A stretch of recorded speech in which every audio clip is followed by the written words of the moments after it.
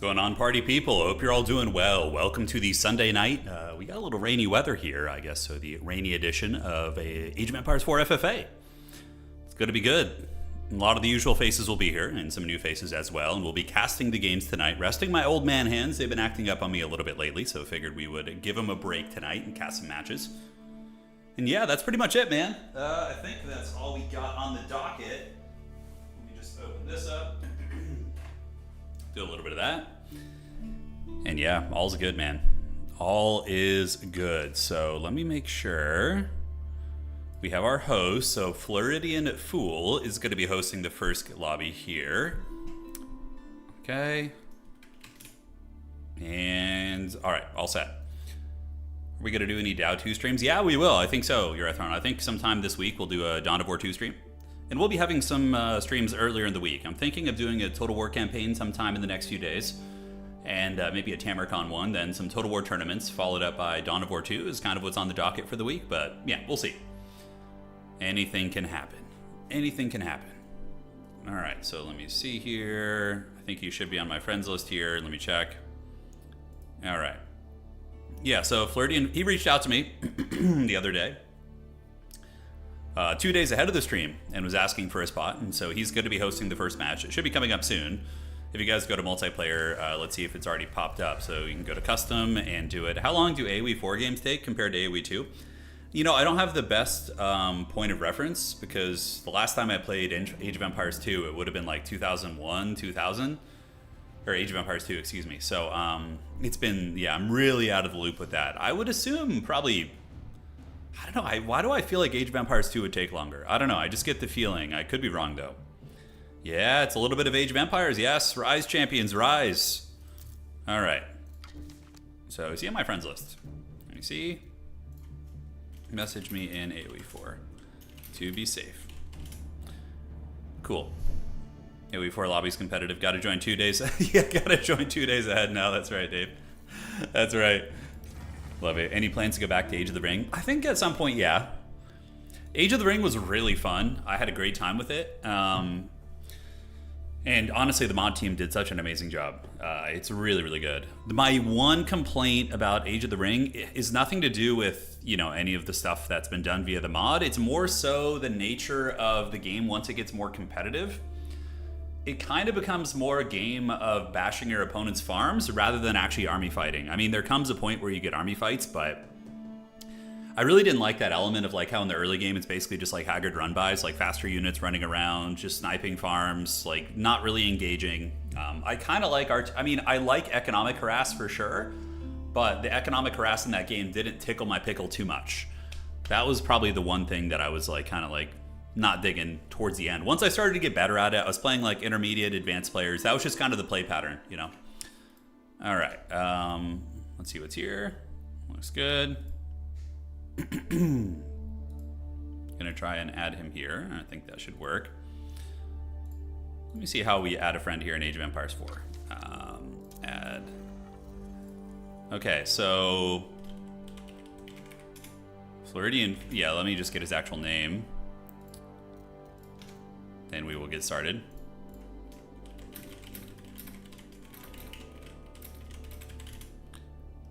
Yeah, man. Gonna be good. We'll probably do 2 to 3 FFAs tonight. Depends on how long that takes. You know, usually about 4 to 5 hours is a sweet spot for these late night ones.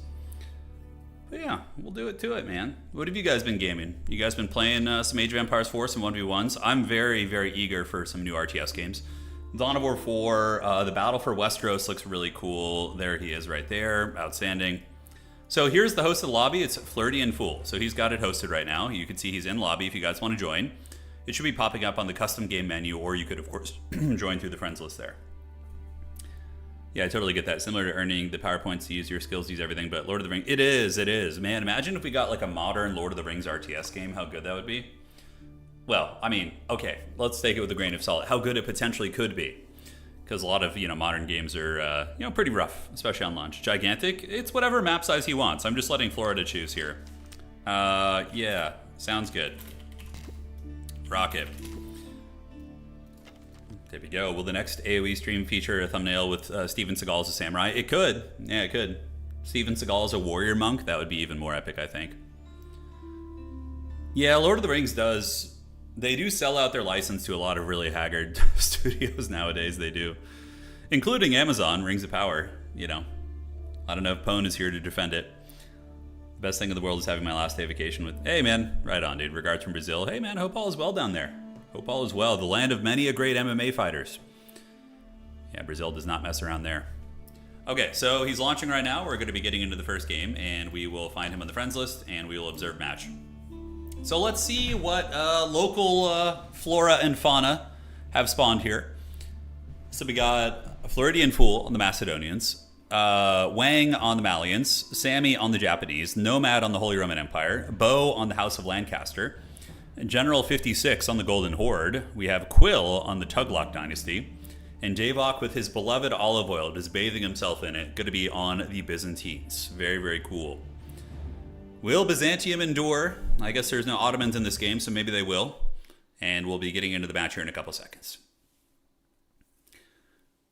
Yeah, I actually watched the Rings of Power. You know, there's a couple moments that I found enjoyable, but man, oh man, it's just really when if you watch the original trilogy and then like I don't know, I think I like The Hobbit more than Rings of Power. The Hobbit trilogy had some seriously haggard shit in it, but I think I like the Hobbit trilogy more because at least it has, you know, Ian McKellen and some of the OGs in it. Predictions for this game? Ooh, it's hard to say, man. I mean, we have a couple people who have won a bunch of games.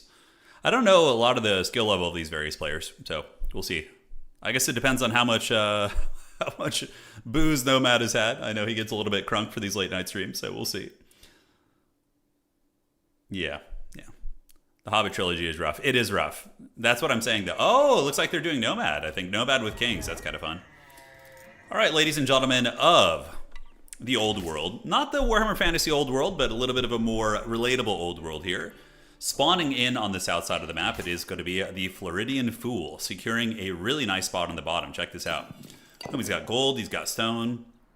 He does have a couple neutral spots, so an abandoned outpost as well as a Lost Ronin, neither of which are very, very good in terms of the neutral points. To the northwest, it is going to be Bo, and he is going to be on House Lancaster, so looking to set up his English dynasty here, and going to be trying to... get some of their... They don't have the same longbow unit, right? Don't they have a different one? Lancaster is one of the civs I don't know very well. I think I played them... I don't think I've ever actually played them. Yeah, I don't think so. All right, guys. Due north on the map, it's going to be Quill. Looks like Quill is going to be setting up his empire up here. As you can see, his king is... oh, look at that. That's clever. Using his king to capture the merchant camp. I didn't even think of that. Yeah. So... the king is actually able to capture the merchant camps. Oh, interesting. All right. We're learning the forbidden tech here. And look at this. We do see Alexios also going to be grabbing some Forgotten Runes. Forgotten Runes are one of the best ones in the game, in my opinion, as far as neutral points go, because they give you a relic and they give you free stone. So if you put a worker inside of the Forgotten Runes, like immediately, out of the gates, you're going to have enough to expand pretty quickly if you want to go with 2TC, because it starts generating stone immediately. So Davok's Empire is going to be set up a little bit further south. Alexios is doing some scouting up in the north. And then we do have the General. The General here going to be on the Golden Horde, looking to get the Torguds and overwhelm the world with Batu Khan.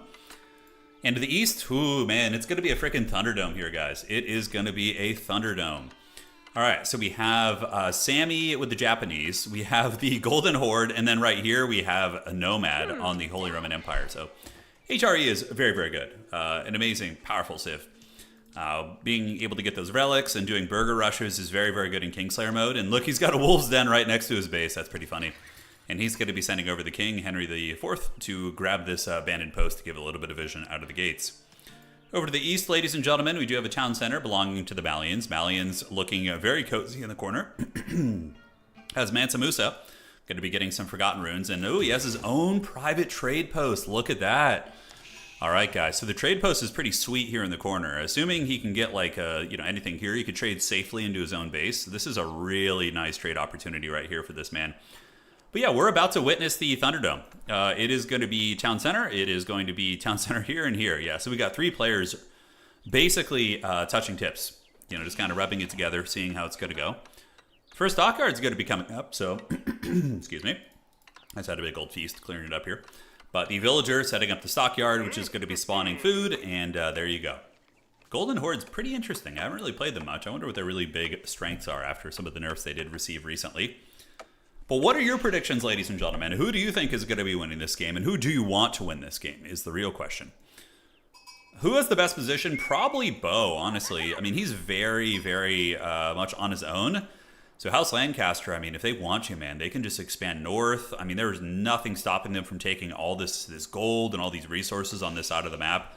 And damn, look at this wonder position, ladies and gentlemen. This is, although, can they get through the mountain pass? I don't think so. Is there like a goat's pass? Oh, Ephialtes could, no, I don't think you can go this way. So basically what you got is you have this huge wonder position in the corner. If somebody discovers this, there's only one choke point I can see out of the gates, although here you can kind of like move through and get through there. A bit of a bigger choke point, but even still, a very, very good spot that you could claim in the corner here. The Tugluck King is going to continue exploring, so Homie's just kind of navigating the map, looking to see where he could perhaps build, secondary bases and set up more TCs, perhaps. Quill's in the best spot, according to Sai. Quill's spot is pretty goated, actually, to be fair. Yeah, I didn't notice Quill up top. Okay, Quill has a natural choke point here. And it looks like he has like a fairly big choke point here, but it is isolated with a private trading post, which is very, very good. He's going to be able to potentially set up trade down here and just trade all the way across the map, depending on how good his scouting is, which again, is a big variable when it comes to these FFA games. Yeah, not bad at all. That is a nasty little spot he's got up there. But what about the Thunderdome, chads? We do see the Mindwork Palace coming out. And do these wolves generate gold when they get taken down? If they do, that's pretty OP, because you could just farm them. Let's see. So he gets in the town center. I think you have to take down the Wolf Den to actually get the resources, but Mindwork Palace is going to be coming up for Nomad. And over here, do we see any landmarks here for the Japanese of Sammy? No, he's not aging up quite yet. And over here, the Golden Horde, they do have their tent set up. And now we see Fortified Outpost being there, set up here. He probably knows it's a close quarters fight, so Homie's just going to be trying to really, really anchor his position and not get karate chopped here. We'll see how that goes. All right, guys. The Gremlins, any mountain play? Schmeagol probably watching in the shadows. He could certainly set up here on the mountains if you were here. Yeah, plenty of nice little mountain spots. But yeah, good wonder spot here. Pretty good wonder spot up in the north too, like right here. I mean, you could get attacked from two angles, but these are pretty easy to choke off. Can you get through this mountain pass? I think so. So you can go here, here, to here, to here. So you can. It's just a very gnarly choke. A very, very gnarly choke. So Nomad is going to have to go FC. I think Nomad is going to want to go Fast Castle, Burger Palace, and just try and steamroll one of his neighbors, which is 100% the correct play.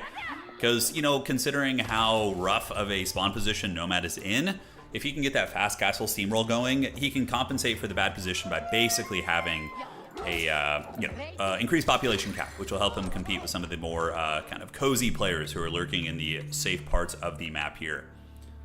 King is still scouting. It gives me anxiety with the kings out on the map like this. Granted, especially in a Nomad game, you're going to be safe. It takes people a lot longer. Oh, look at that. So using the worker elephant to run out of the map and actually grab these special nodes is really, really clever. So right now, Homie's got a merchant camp. He's got double merchant camp. That's really, really good. So basically, every minute, he's going to be getting 30 of all the primary resources, which is amazing. No stone, obviously, but very, very good.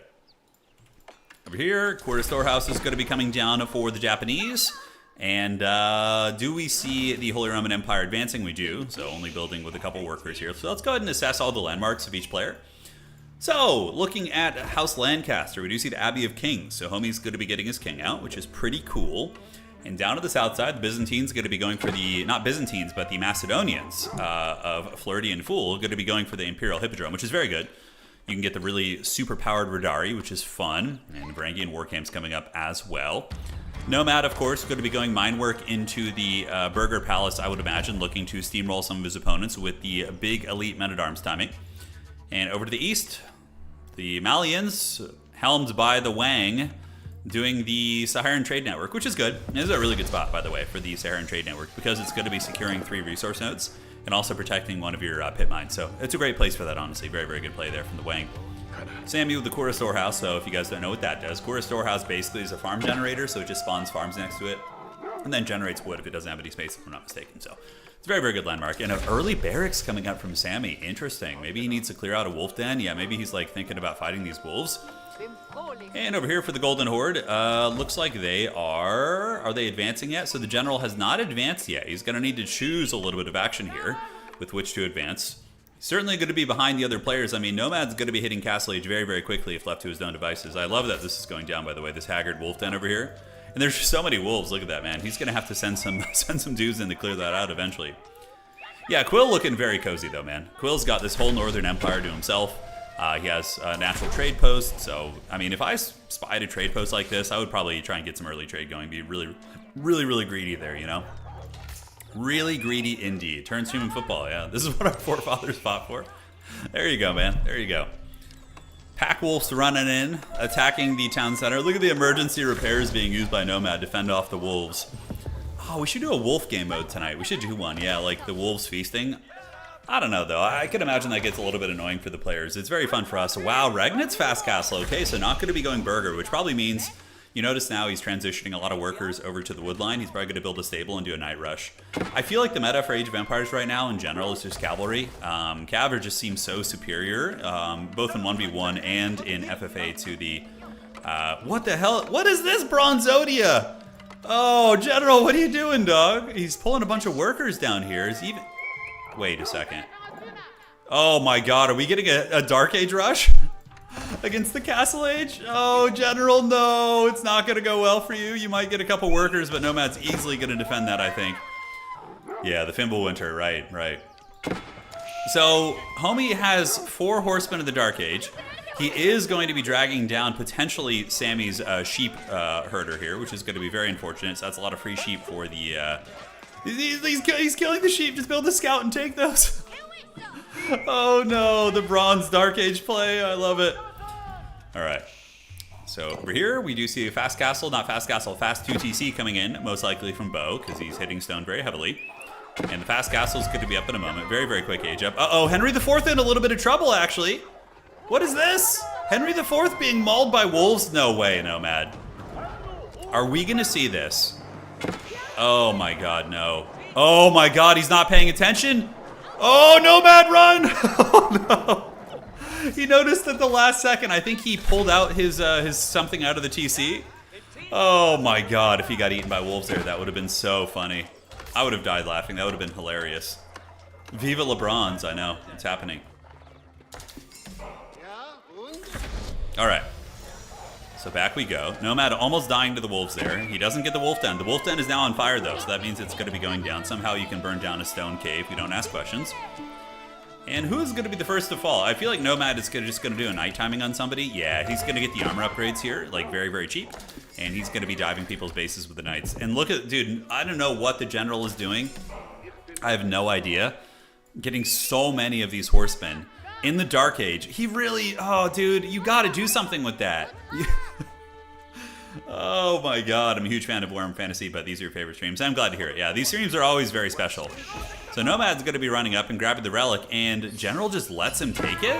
What is he doing with these guys, dude?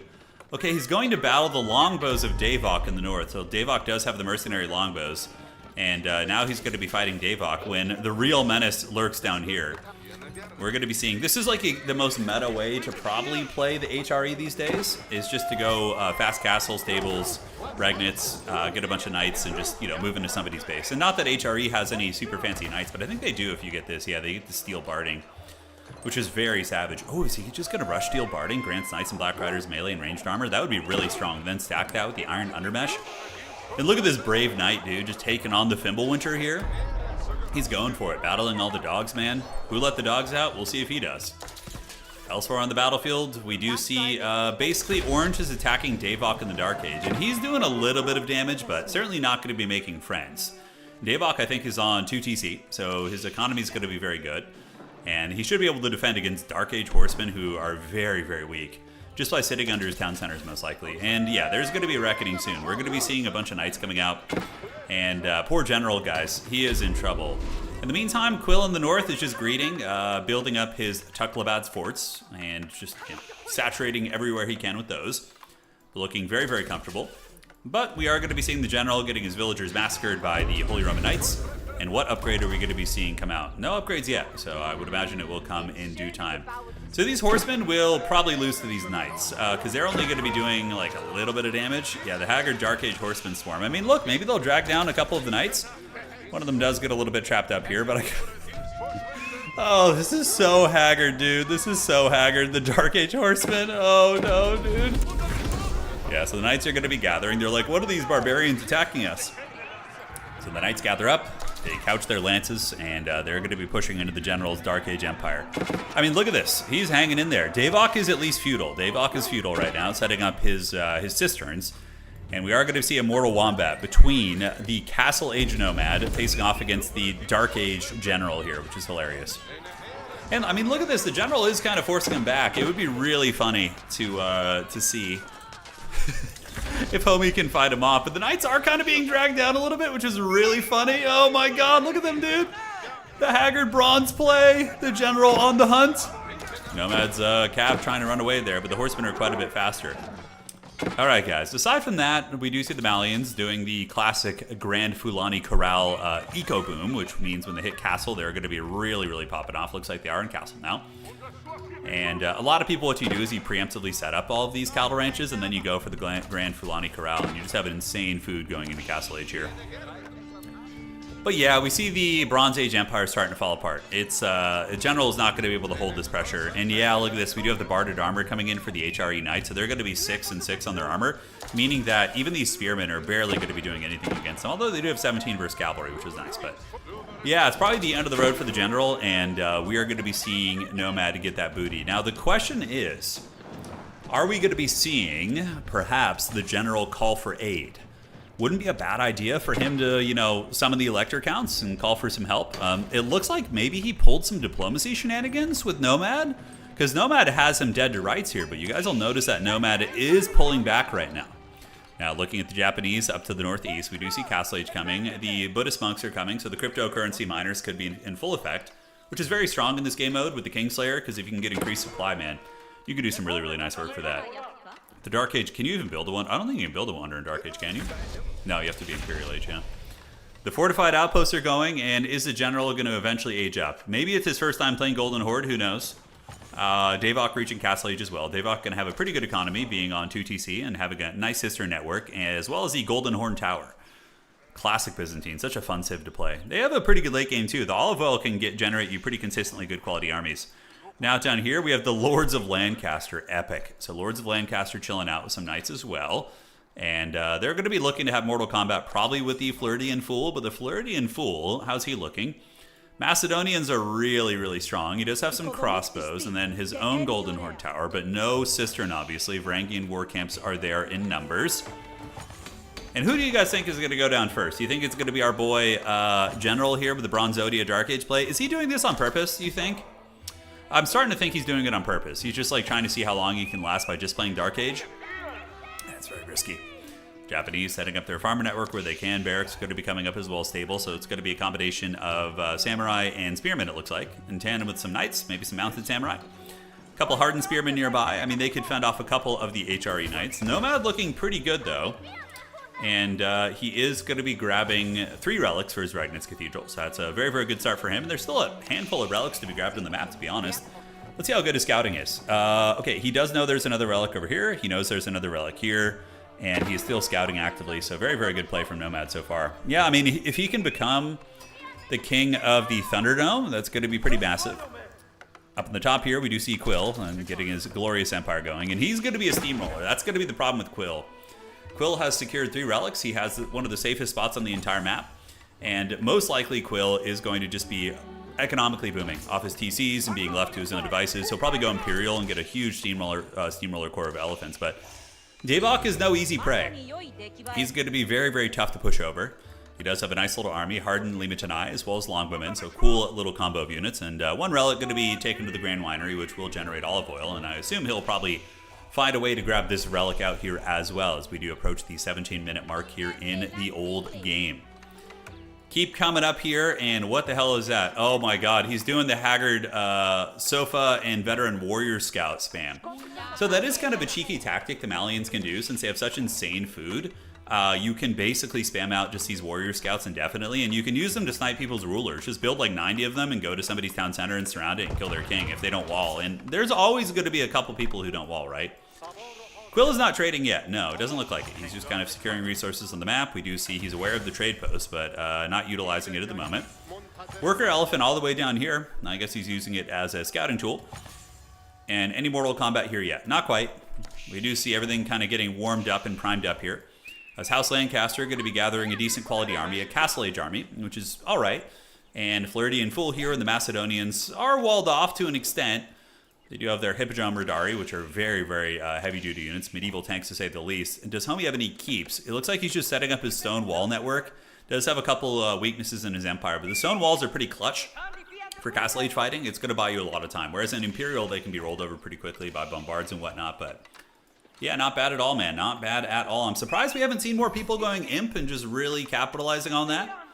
And the general must be memeing, guys. There's no way, unless he doesn't know how to advance with this Civ. I know he's newer to the game, but he's a pretty good RTS player. We've had him in a bunch of matches, so I suspect that he is doing some funny business. I suspect it. The Thunderdome is going to pop off eventually. We do see the Japanese getting mounted samurai. And over to the west, the town center here. All's looking calm in this Dark Age Empire. I think he's doing this on purpose. Malian can also spam Musafadi and Castle for... Yeah. There's a lot they can do. Malians are a good civ. They're fun to play too. I like the cattle ranch system. Wait, what the hell is this? Oh, he's maxed out on cattle ranches. Okay, so now he's just building farms. Got it. Nearby cattle produce additional food. All right, so Wang setting up shop here. Wang is probably just going to get a big cav army and go for the low-hanging fruit. He's going to, and that really is the meta for Kingslayer. What I've noticed is I've been playing a couple FFA games on my own on ladder. And there's the way that the stronger players play is they bully the newer, weaker players. Like I've noticed that watching some high-level pro players play FFAs as well. If they can spot somebody who's not as good as them or is behind just in general, they just, go for the weak.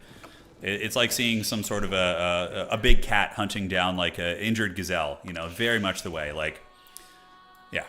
So that you'll scout, you'll see who, based on the patterns of how they deploy their buildings and their unit selection, you'll find somebody who doesn't know the game as well. You just bully them, All right, guys. So the battle is on, and we do see the first war is in full effect. Look at this. Prelates being brought in by Nomad as well. Brilliant. So the Prelates, dude, these guys are tanks too. 9 armor. Absolute raid bosses. And we're going to be seeing Sammy go in the trash can here. I mean, yeah, there's no gold, I guess. That's true. He has no gold. I mean, he could go right here and get some gold, though. It doesn't seem like that big of an obstruction. So the first fight is going to be going to Nomad for sure. Nomad has the Prelates, which of course are healing, and these Knights are jacked with 4 upgrades. Absolute medieval tanks. We're going to be seeing the Shogun, Oda Nobunaga. He's going to be going in the trash can here in a minute. And the Japanese can produce as many spearmen as they want, but it's not going to save them. HRE Knights with the Minework Palace upgrades are pretty gross, and they're going to be able to crush this empire, and they'll just keep cleaning out the infantry. Obviously, could call for some help. Oh, the Dark Age Chad. Is he going to come in and help out? If the Lord of the Dark Age attacked Nomad, that'd be really funny.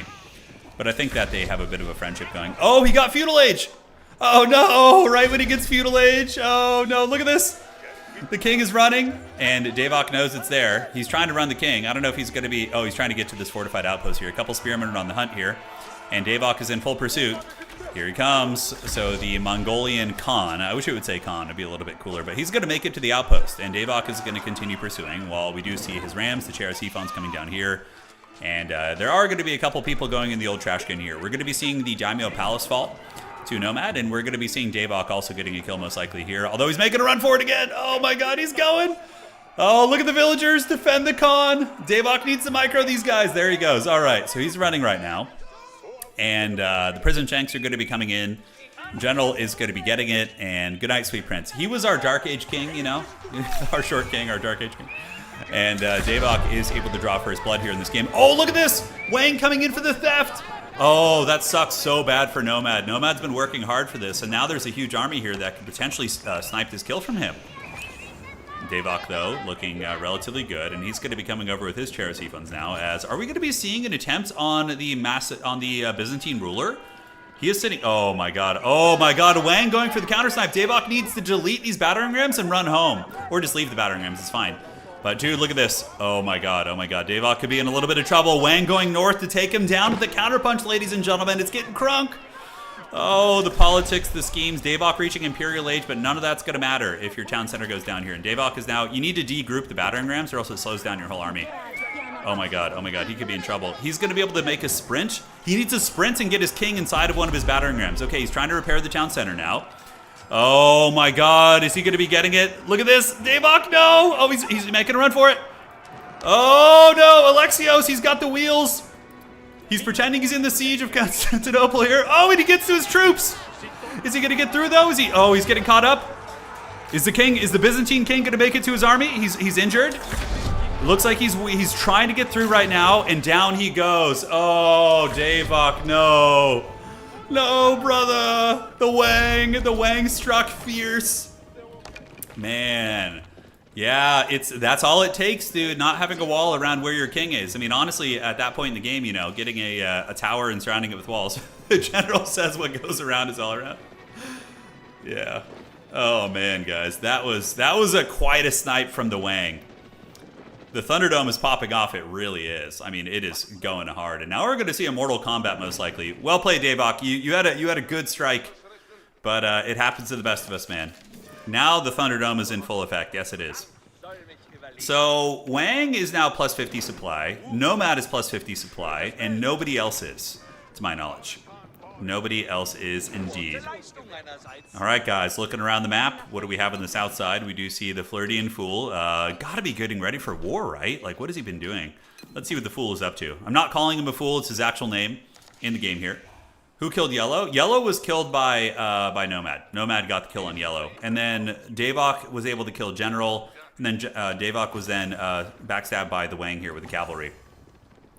Crazy. Move out of the way, fools. Yeah, that was like the Byzantine ruler trying to push through his own troops, like, get out of the way, and they just kind of let him get killed there. They're like, you've treated us badly long enough. You got wanged, Davok. It's okay, man. We've all been wanged before. Don't stress it, my friend. So now the Wang is going to be having a fight with the other powerhouse in the game. Nomad and Wang are definitely the two strongest players, considering they have plus 50 supply cap. And is he just going to go for a snipe? You're not going to get a snipe on a Holy Roman, base, especially with the emergency repairs and only cavalry. So you might as well just fight for attrition at this point and try and out-resource Nomad. It's going to be hard, though. You could definitely outdo him on food, but we probably do see the Holy Roman Knights inevitably win this fight. On the defense with keeps, I mean, there's two keeps here shooting in full effect. But the Malian Cav are no joke either. I mean, the Sofas are very, very good, but they do end up getting bullied, and we do see all the prelates being pulled in here by the HRE to heal up those cavalry units. This is Nomad, though. For anybody just joining, this is Nomad mode, so the players, kind of... You can't scout, but it is the spawn locations are determined by the players. Oh, God, I knew this was going to happen, guys. The Forbidden Cross-Map Trade by Quill. Oh, God, that's going to be so much gold. And he has his own private trade post here, guys. Dude, he is going to be a tyrant and a half. He is going to be a tyrant and a half. Oh, General, you just aged up real slow, dog. I mean, the Golden Horde is totally... They're fine. They're stronger civs, of course, but you just needed to get age up way quicker. Yeah, I know you didn't have any immediate gold, but you did have some over here. You could have just kind of scouted over there and grabbed that. But it's all good, man. We loved your play. We love seeing the Dark Age action. It was always hilarious. All right, so now the Malians are getting attacked by Nomad. Nomad might be able to sweep through this game. I mean, honestly, if Nomad can just keep karate chop... Oh, my God. Oh, that's a lot of villagers. What is Wang doing?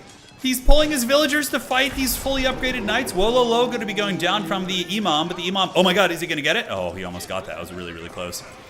And it does look like Mansa Musa is in this building here. Okay, so I guess Wang just got absolutely bullied.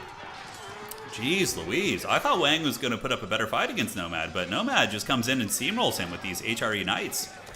Nomad's got to be on his way to Imperial Age as well, but look at Quill. I mean, Quill might still be able to fight Nomad despite having 100 supply less, simply because of the economy. We're going to have to see. What does Nomad's eco look like? Yeah, Nomad's eco is really rough, whereas we're going to be seeing Quill with the cross-map trade.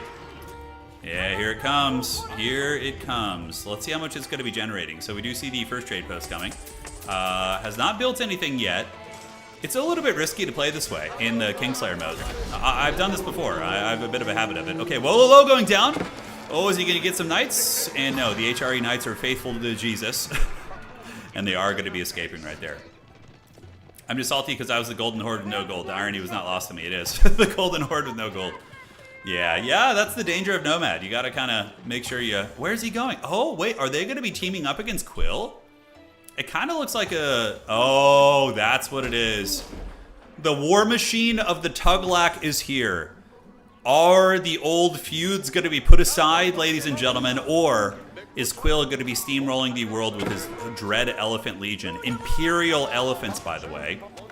I believe. Yeah, elite healer elephants here. That's going to be tough. So the knights are gathering. Nomad's going to have to use his Castle Age units to fight here, and he is saving. Probably going to want to build the big fortress to try and keep these guys at bay. And we do see the first elephants arriving, being healed by the healer elephants. And then some random ass Macedonians are here. So we do see them helping a little bit. The Macedonians actually attacking Nomad stuff.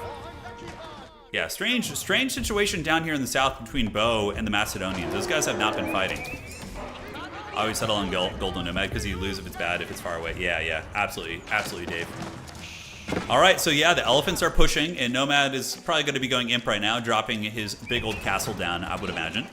That's got to be the correct play here, but where is he going to be building it? Is he going to build it somewhere in a proxy, like far away, and try and set up shop elsewhere?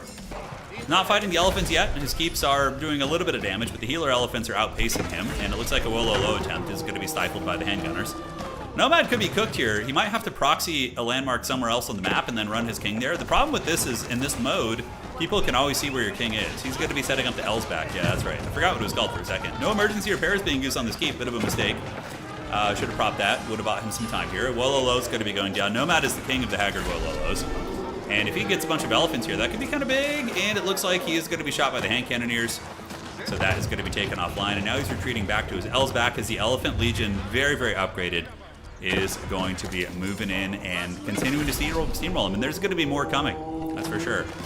Wololo activated, not quite able to get there. Elsback is going to be here. The king is sitting in this keep right there. And now we get the big palace here. Might be able to do some work. I believe it has an inbuilt cannon placement. No, it doesn't. That's right, you have to build. I'm thinking of the Spasskaya. Spasskaya has an inbuilt cannon, right? Am I crazy? A lot of arrows coming, and those elephants are getting worn down. He's sniping the healer elephants, which is smart. Now he's going to be going after the war elephants. And Tuklabad Fort Proxy is coming in as well. So Quill's going to be coming in from the north, setting up the Tuklabad Fort, and that is going to be that.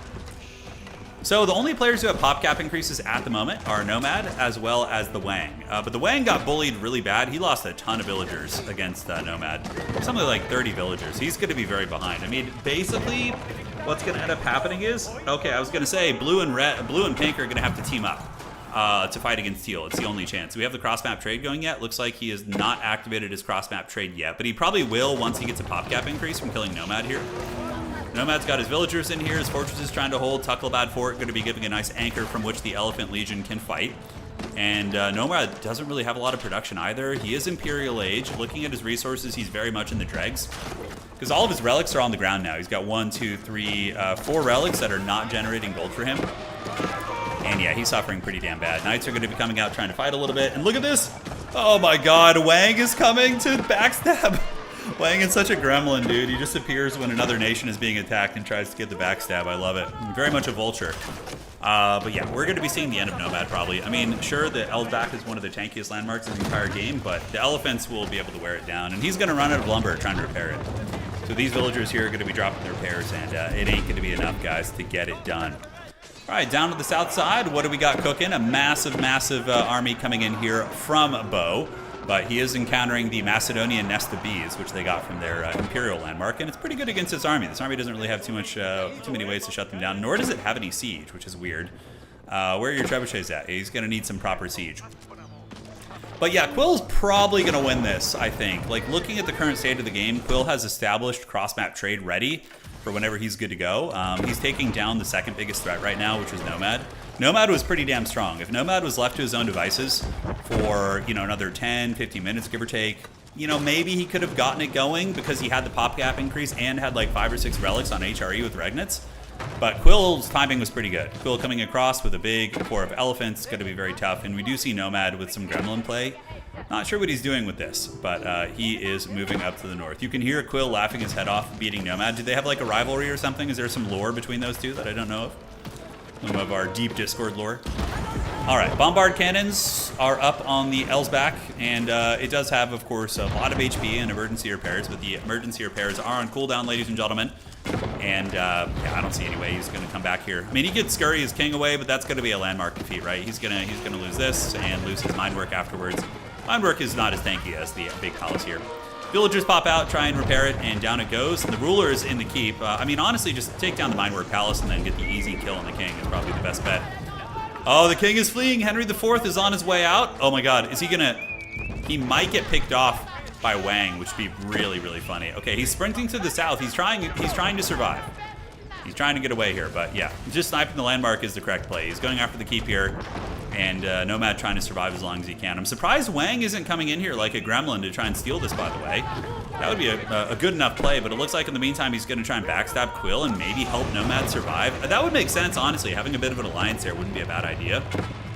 This is a situation that warrants an alliance, in my opinion. All right, Bombard Cannon shooting into the Minework Palace. They're going to be hammering that thing down. Meanwhile, here we do see an outpost being built.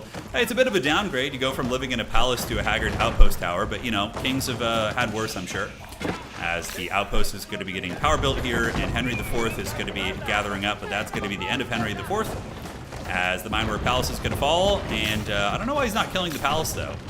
I don't know why he's not. And we do get green moving in, but with Castle Age units mostly. Nomad has been karate chopped, and whoever is able to loot Nomad is going to feast like the heathen kings of old, man.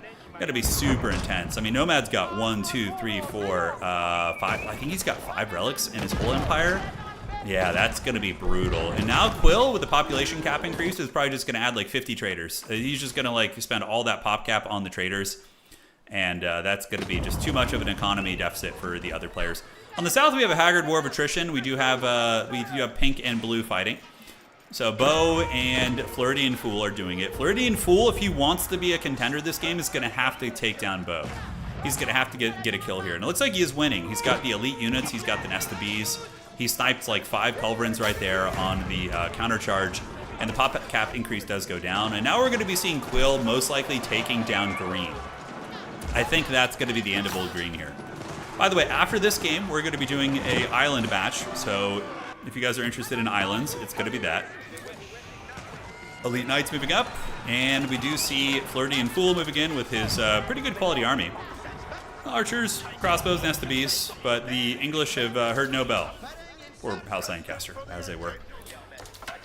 That's going to be a forever war down there. This is not going to be a war that ends quickly. And then what's going to happen is up in the north, we're going to be seeing Green get steamrolled by Quill. Quill will maybe lose a couple border skirmishes here and there. Yeah, no King's Island FFA. Yeah, maybe. We'll figure it out. We'll see what you guys want to do. Yeah, Quill does have a god spawn, but he chose it. You know, he probably spawned, I think Quill spawned like over here and he ran to the north side of the map and settled, which again is quite good. The Hussar Academy getting those fat upgrades going. And why is he blue balling us, by the way? Why is Quill not making traders so we can see how much he's making? Here we go. Okay. So the trade is coming, and 173 a pop. That's pretty gross. He is going to be drowning in gold very, very soon once those trade routes get going, man. Nothing beats the Giga Chad Venetian traders, though. I think that's my new favorite way to play Knights Templar, getting the Venetian traders. Yeah, no, Nomad, you guys had a Thunderdome spawn, but you almost did it, man. Like, Nomad, you could have, I mean, it would have been very difficult considering the circumstances, but that you were in a position that if you had another like 10 or 15 minutes to catch up and go Imperial, I think you might have had a chance to win. But yeah, being sandwiched between Wang and Quill is also very, very tough. All right, Elephant Legion coming in. Look at the disrespect here, by the way. Quill not even bothering to grab those Holy Roman relics. He's so confident. He's like, I have trade. I don't need those. I would be foaming at the mouth to grab these relics if I was in a similar situation. All right, Elephants coming in, and the Forever War continues down here. It's going to be a rude awakening when the Titans of the North advance down on them. And we do see the Floridian Fool pulling back, being pushed back here by Bo. So these guys seem pretty evenly matched. I mean, whoever moves out of the base just kind of gets pushed back by the other one. So the Forever War does continue to rage on. Because Quill did get the population cap increase. If we take a look at Quill, he's at 250 supply right now from killing. Even if somebody leaves, their king is still there. And you can take that bad boy down. All right, guys, the elite archers are cruising. So we got 4 or 5 of those. Those bad boys are there. And it's only a matter of time before the elephants break through. Here they come. A lot of Elefantes. And they're just going to be going landmark hunting, probably. I mean, a decent quality army here from the Malians. We do have Danso, and I think there's some Muso Fatty as well mixed in. Well, not really, actually. It looks like it's mostly archers. So the Elephant Legion is going to just steamroll here. Like, you can see they're barely taking damage. Healer elephants are really, really nasty, guys. Like, 1 or 2 elephants has fallen so far. Maybe a couple up in the north as well. But there's a big dent being put in this army. The thing is, does Quill have the supply lines? Yes, he does. He's got forward infrastructure set up here. He's grabbing all the relics now. Oh, man, he's going to be so freaking rich. Quill is at 2,300 gold a minute, give or take. And the first backbone has been broken. The elite healer elephants have been able to break through the front lines. And the secondary line of archers coming in here from Quill is going to be able to counter the Danso, allowing the elephants to really feast. Elephants do not give a shit about archers. This, for example, this elephant has 12 ranged armor, and if we look at the damage here, this thing's going to be doing... Yeah, the poison will do a little bit, maybe. I don't know, the damage over time, but yeah, that's basically your best bet. Yep, that's a dead Malian. Steamroll incoming. So the Malians here are going to be forced back to the shadow. Mansa Musa is there, and does anybody have a political hotline to this game? Are any of the defeated players still hanging out in the lobby that can give us a little bit of a sit rep on the current political situation? I would wager these guys need to make an alliance. Okay, it looks like that's the case. Yeah, I think their alliance has been struck. We do see Bo heading to the north to attack into Quill. And are we going to be seeing the Macedonians as well? It looks like, yeah, expeditionary forces heading north. Nothing really that strong, but they are moving in. But they better hurry. I mean, they're going to run out of time. And what needs to happen here for Wang? Wang needs to be a rat. He needs to just like run and hide for as long as he can and hope that the pressure from the other two players is enough to buy a little bit of time. And now we see raiding coming in. So horsemen are getting into the base from the Floridian Fool. The politics have worked. It's always nice to see when people make the right decision, you know? Hang on one sec, by the way. It's getting really cold in here. I'm going to go grab a jacket. 1 second, my friend. I'll be here.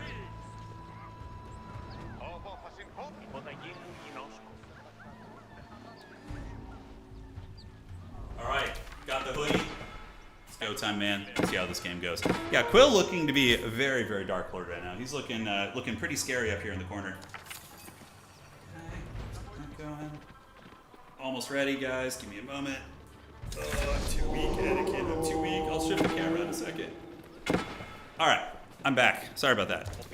So, the steamroll continues as we do see Quill getting balls deep into the base here of Wang. And Wang going to be losing his Fulani Corral. Does he have any landmarks in the back? He does have the Griot Barra, which is, by the way, is an amazing landmark. It's really, really good. And yeah, that's going to be his last landmark, really. I think the Saharan Trade Network has gone down.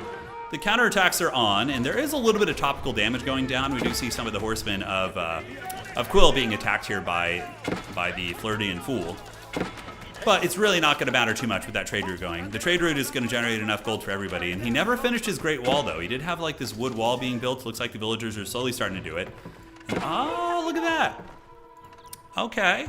We do see the English here setting up outpost towers. Building a wall here, like a quick turbo wall, would be very good to deny that trade.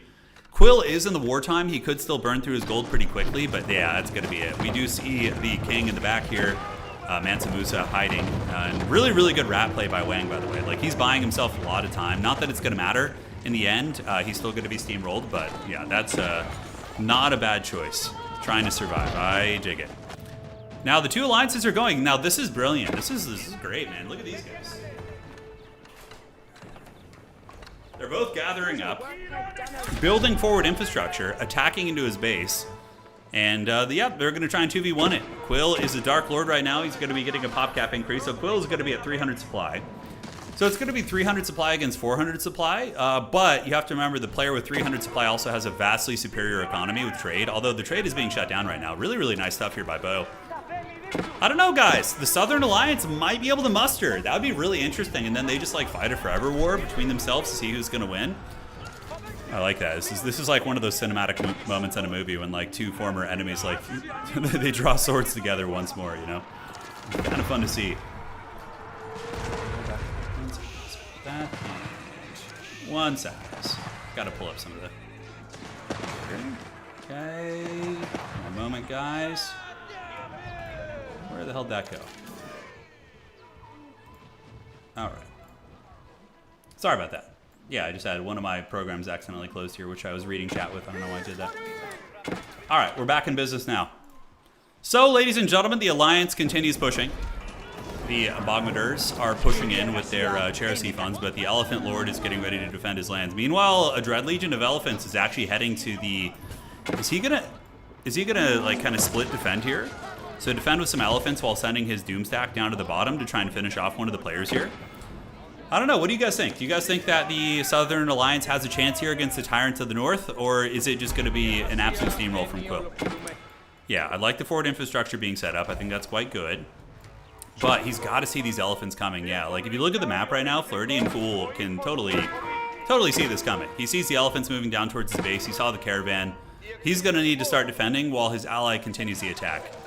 But man, attacking with just basic Haggard archers here is very, very tough. Oh, look at that. He's looking for the goats pass on the mountain. He's going to realize there isn't one, and he's going to be heading over to the west. Needing to gather and try and break through this one choke point here. I think that is going to be the play. And here comes the elephants. They are moving, they are grooving, and ladies and gentlemen, that is going to be a reckoning. A lot of elephants on their way. The defenders are sallying forth at the gates. Rudari, one of the best cav units in the game, going to be setting up shop and preparing to meet the elephants in combat. But these are war elephants who get a bonus versus buildings. Yeah, they changed it, right? No, the spears still get bonus versus cavalry. Okay, they still do get that. They still do get that. All right, here comes blue. Big legion moving in, and yeah, there's a lot of spears, honestly. Are they elite? They're elite, but not fully upgraded. But they will be able to drag down these elephants and do some work. So that blue army is no joke. I mean, that's going to take a considerable effort from Quill to hold off. And blue does have forward infrastructure here, which is brilliant. So now he's going to be sending out siege equipment and mangonels, and this could really give Quill a bit of an issue, since Quill is going very heavily to try and finish off this player in the south. A lot of his army supply is tied up there. So that means that blue might actually have some success here. As you can see, some of the elephants are being karate chopped, and now he's going to be getting no goats pass. Yes, Ephialtes will not lead them through. All right, here comes the mangonels, boinking down the stone walls. Elephants going to be gathering, but the spearman-based army with the dreaded Lords of Lancaster, which gain 5% more health for each nearby lord. Oh, that's really cool. So the spearmen are going to be really tanky, and then we have the Earl's Guard too. I got to play Lancaster. They look like a really cool save. And mangonel shots almost through the walls. Down to the south, the Elephant Legion here of Quill is going to be trying to find a way into the base here of Pink. The Floridian Fool is going to be needing to defend this. You know, his ally will need him in the late game, because eventually if Quill is able to consolidate all of his efforts, it's going to be very, very tough. Yeah, Hannibal at the gates, that's right. It's going down. So we do see the Earl's Guard moving in with the Lords. Very cool HP buff from all these guys. Getting the Lord Aura. And the Billman, too. A little bit of a damage decrease right there. All right, guys. So buildings are being torched pretty good. I mean, taking down a lot of the production infrastructure is going to make the defense a lot harder. The only thing that blue could be doing a little bit better is getting in to raid the eco. He could be detaching like 3 or 4 soldiers and have them go into the farm eco. Honestly, where is the enemy ruler? Is he up here? No, he is not. I think he's like over in the main base somewhere. Yeah, he's like over in this part of the realm. Yeah, I think he's lurking over there. Nesta B is doing good work behind the walls, though, melting down a lot of the archers. And the villagers here are going to be doing some emergency walls. Will they get them up? Bombard cannons knocking on heaven's door. And this is a really epic ending, actually. Like, blue going in, trying to, like, race against time to save his ally, who's on a valiant defense down here in the bottom. It's like some peak Age of Empires 4 here, man. This is great stuff. All right, so the battle continues to rage. Really good snipe by the Floridian Fool. Look at that play. He got his Radari, he dove in, the brave Macedonian defenders taking down those cannons, buying time for the villagers to reinforce the walls. Really, really cool stuff. So, looking in the north here, we do see Sacred Sites being taken by Quill as well. Quill going for a Sacred victory also? This guy's a madman. All right, so blue, taking a look at the economy of Bo. Bo does have a pretty good economy. He can produce units for a while. He's got 20,000 food, give or take, and about 6,000 gold. But now we see the defenders rallying, and the armies of Lancaster are being defeated. Because a lot of the elephants that are on the attack are maybe falling? It doesn't look like it. I guess he does just have 300 supply. Quill's ecos is you know, decent in terms of his reserves, but his actual production is very, very low. Yeah, he deleted a lot of his eco to make more military. I mean, it makes sense. You got to try and survive, man. And how's the attack going down here? The Macedonians with their Nesta Bs and their cannons going to have to continue shooting. A lot of idle artillery right there is a big, big problem. Those guys should be dropping it like it's hot on them if they can. And here comes the Nesta Bs, but the elephants are going to be able to close the distance. A little bit of tickling damage. Certainly the cannons are going to be able to do good work against the elephants. But yeah, is he going to be able to hold? He does have a keep here. His king is back here in this keep. So we do see... it was on Alexios right now. That was a Daybox ruler, but Macedonian ruler. Sacred Sites are being decapped right now. It looks like they're being at least threatened passively, so he does run over those. And they got to take those Sacred Sites seriously, man. They got to do it. Blue is being repelled, but this is good. I mean, forcing Quill to expend resources on both fronts is very... It's how they're going to win this game. Because Quill can only maintain this 2v1 for so long before he starts to run out of resources. So Quill really needs to finish off one of the players here. But the Macedonians are holding valiantly. They got their cannons in the gatehouses, which are boinking down some of the elephants here.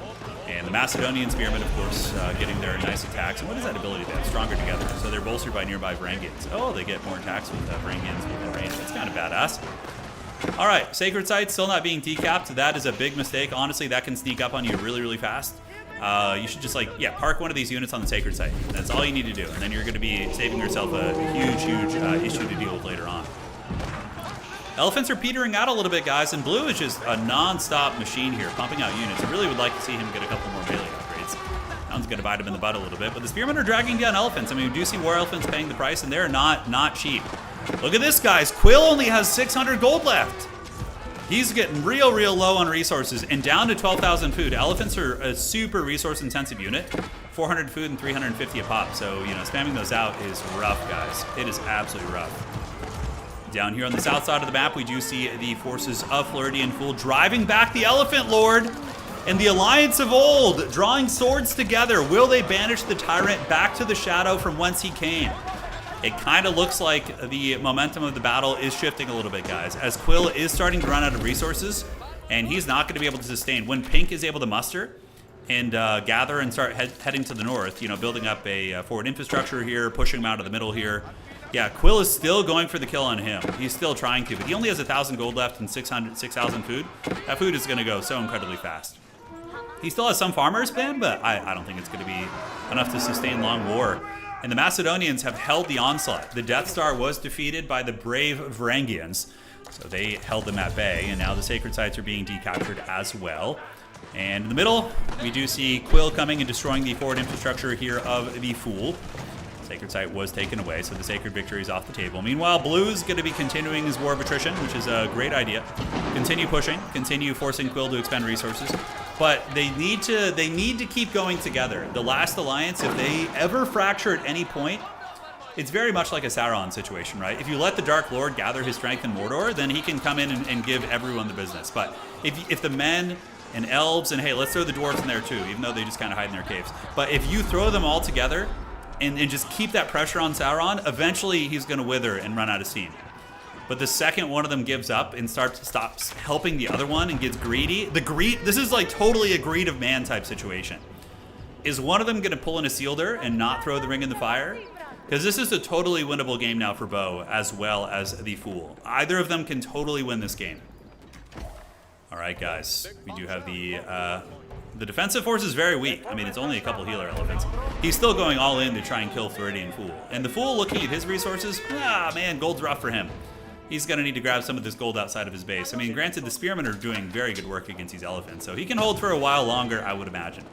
All right, up at the top, Blue piling into fight again, which is, I'm happy to see. I like seeing, like, smart decision-making by the players rather than the greed play, because if they manage to take down Quill together, either of them could win the game after that. Whereas if he's around, obviously, it's going to be very tough. And he's got 300 supply. Now, do we have any in-game correspondents who can give us an update on any of the politics? Is he really going to be going for a Sacred Victory? Interesting. Interesting. Blue, though, is making progress, man. Now, where is his ruler? Let's see if we can find his ruler. He's in the town center here. Wow. Okay, I mean, that's certainly a spot that could be pushed. The Earl's Guard and the Mangonels attacking into the elephants. Elephants are just feeding right now, basically. If you don't have a critical mass of elephants, they can be dragged down pretty quickly. And let's keep an eye on Quill's economy. He's only got 6 here, but he does have like 15 relics, so the relics are going to keep his gold economy stable. He's probably getting about 700-800 a minute from relics, I would imagine. So that's a pretty nice amount there. Meanwhile, the Tucklavad forts are forcing back the House Lancaster, and he's coming for that kill once again. He really wants to take down the Macedonian Chad in the corner and force it into a 350 supply pop against 200 supply pop against Bo, which, you know, Blue would probably be doomed. I don't think he'd have much of a chance. Although the economy of Blue is probably decent, and we haven't had trade for a long time here. Long time. He's got a lot of idle units here, needs to gather those guys up. And Bo's sitting on 13,000 food and 4,000 gold. For some reason, nobody on wood. I guess he's just going to be making gold units, but Bo is maybe building something? Is he building forward infrastructure? Where is his lumber economy? Hard to say. So Lords of Lancaster are on their way up to reinforce the ranks, and we do see more and more villagers going down here. As Quill has got to be in the pits economically. 2,000 food, that feels bad. And then a little bit of gold left, 4,000. Wood is still pretty plentiful, and it does have some stone as well. All right, guys. Looks like somebody popping treason. Quill trying to see where the enemy ruler is. Moving in, and this is his last hoorah, really. He's going to need to get in there with all of these guys and these elephants and just get that king. And blue just needs to go pedal to the metal. And he kind of is getting balls deep into the base, and we see a lot of the villagers being cut down now. Quill is basically out of food, guys. He is in the dregs of food economically. So Lancaster needs to consolidate its army. The Mangonel shooting into the Tucklebad fort, and they're going to get ready to fight the elephants. Good micro here from blue, not letting his army get overextended, fighting together more or less. The Tucklebad forts do have cannon upgrades, it looks like, so that's going to be hurting. Sacred sites are being taken as well, and he has stone-walled these. What a goblin, dude. What a goblin. Quill is such a menace this game. He really, really is.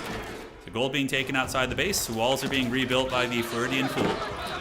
And the House Lancaster making progress, but they're going to need a lot more. But they have a really good forward infrastructure system. A lot of barracks, a lot of siege equipment coming out. And is Bo going to be getting back? Why is he not gathering any wood? I guess he's getting a little bit from something, maybe from Tithe Barns, but or his other mechanic, which are those, what are the manors or whatever. Yeah. All right, so back in action here. We do see the House Lancaster push back once again. On the south side, the Macedonians under heavy, heavy pressure, but holding on.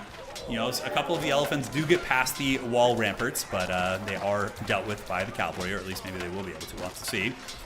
Radari are fighting tooth and nail. Looks like we don't have all the silver upgrades in full effect. Maybe he's just been a little bit behind in that regard. Blue gathering up his Lancaster army in the north. Going to be clashing once again. And where is the siege equipment? Do we see siege equipment coming out? We do not. Yeah, he needs a wood economy, man. He really, really does. But I guess he's just leaning into military so hard. He's like, I just gold units. All right, fighting again. I don't know if he did a proper A move. It looks like his units aren't fighting properly. They're trying to snipe just one elephant right now. They should just do a proper A move there. Meanwhile, in the south, Quill's going to be coming in, and that's a hard army to beat, man. The Macedonians look really, really haggard. The only thing they really have is their keeps, and looks like a little bit of a light artillery presence. But the elephants have breached the walls, ladies and gentlemen. They are here. They're going to be coming south and going for the kill. What's up, Nitro? Welcome back to the stream, dude. Hell yeah, brother. Let's go. Will House Lancaster be able to save their butt? I don't know. I mean, he's pouring in a lot of units, but the Macedonian dynasty could be coming to an end. His king is right here. The king should probably be moved back to this keep right here just to be extra safe. Elephants, of course, you know, are getting attrition down, so there are elephants that are falling. Some of the raider elephants, which are a little bit squishy, only 500 HP, are getting worn down here. Raider elephants do a bonus first range, and yeah, going to be getting pulled into the range of the keeps here. The Macedonians, will they be able to stop this? I don't know. Lancaster is making some progress. Quill, looking at his eco, man, he is really in the pits food-wise, man. There will come a time where Lancaster might be able to break through and, you know, just get the kill on him. I don't know. He still has 2,000 a minute, I guess. That's going to keep him afloat. How's this attrition looking down here? We do see Wololo's being activated. Oh, is he just doing a ceremonial Wololo to be like, brother, I'm in danger? I think he did that Wololo to show his ally that he was in danger and like give a signal flare to the Lancaster that he needed their help. That's very epic. Grand has, this is totally Grand. Grand has breached the gates of Gondor. Once again, they have. All right, so coming up are the Radari. The horsemen are going to be on their way here. And Lancaster's armies were defeated again by the defensive forces of Quill. But Homie does have 3 big cannons right now. So if he can get a big army together, maybe he could actually get some positive trades. But time is running out. The beacons are lit. The Macedonians putting up a valiant last stand here. And if the Macedonians hold this could actually win the game for the Alliance. Oh, is this his last landmark? Ooh, that could be bad if it is. There's no way it is, right? He wouldn't put his last landmark there. I do that all the time, but we'll see if he made that same mistake. Oh, no. That was his last landmark, guys. And now the Dark Lord. Gondor stands alone. There will be no Rohan. Gondor is at the gates. They're at the Black Gates, but he realizes it's over, and he taps out. And the men and elves of Middle-earth have failed. Sauron, the Dark Lord, has conquered.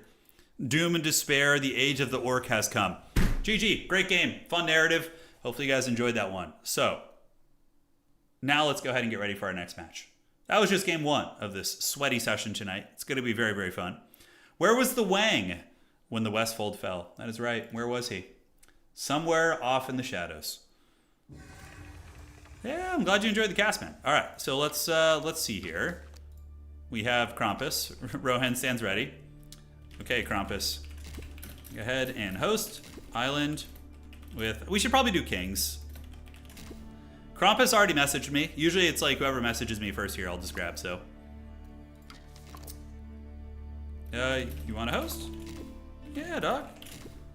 Let's do it. All right, Krampus is going to be hosting. What a Chad one. That was a good game. It was really close. Got to do a work thing. How long you need, G? I can get you for game 3 also if you want. That was very fun. That was a good game. It was very epic, Bo. You and your ally almost pulled it off. You almost pulled it off. Krampus is on my friends list. Okay, I'm gonna go grab some water real quick, guys. I'll be back in like 2 minutes and then we'll figure this out. So stand by.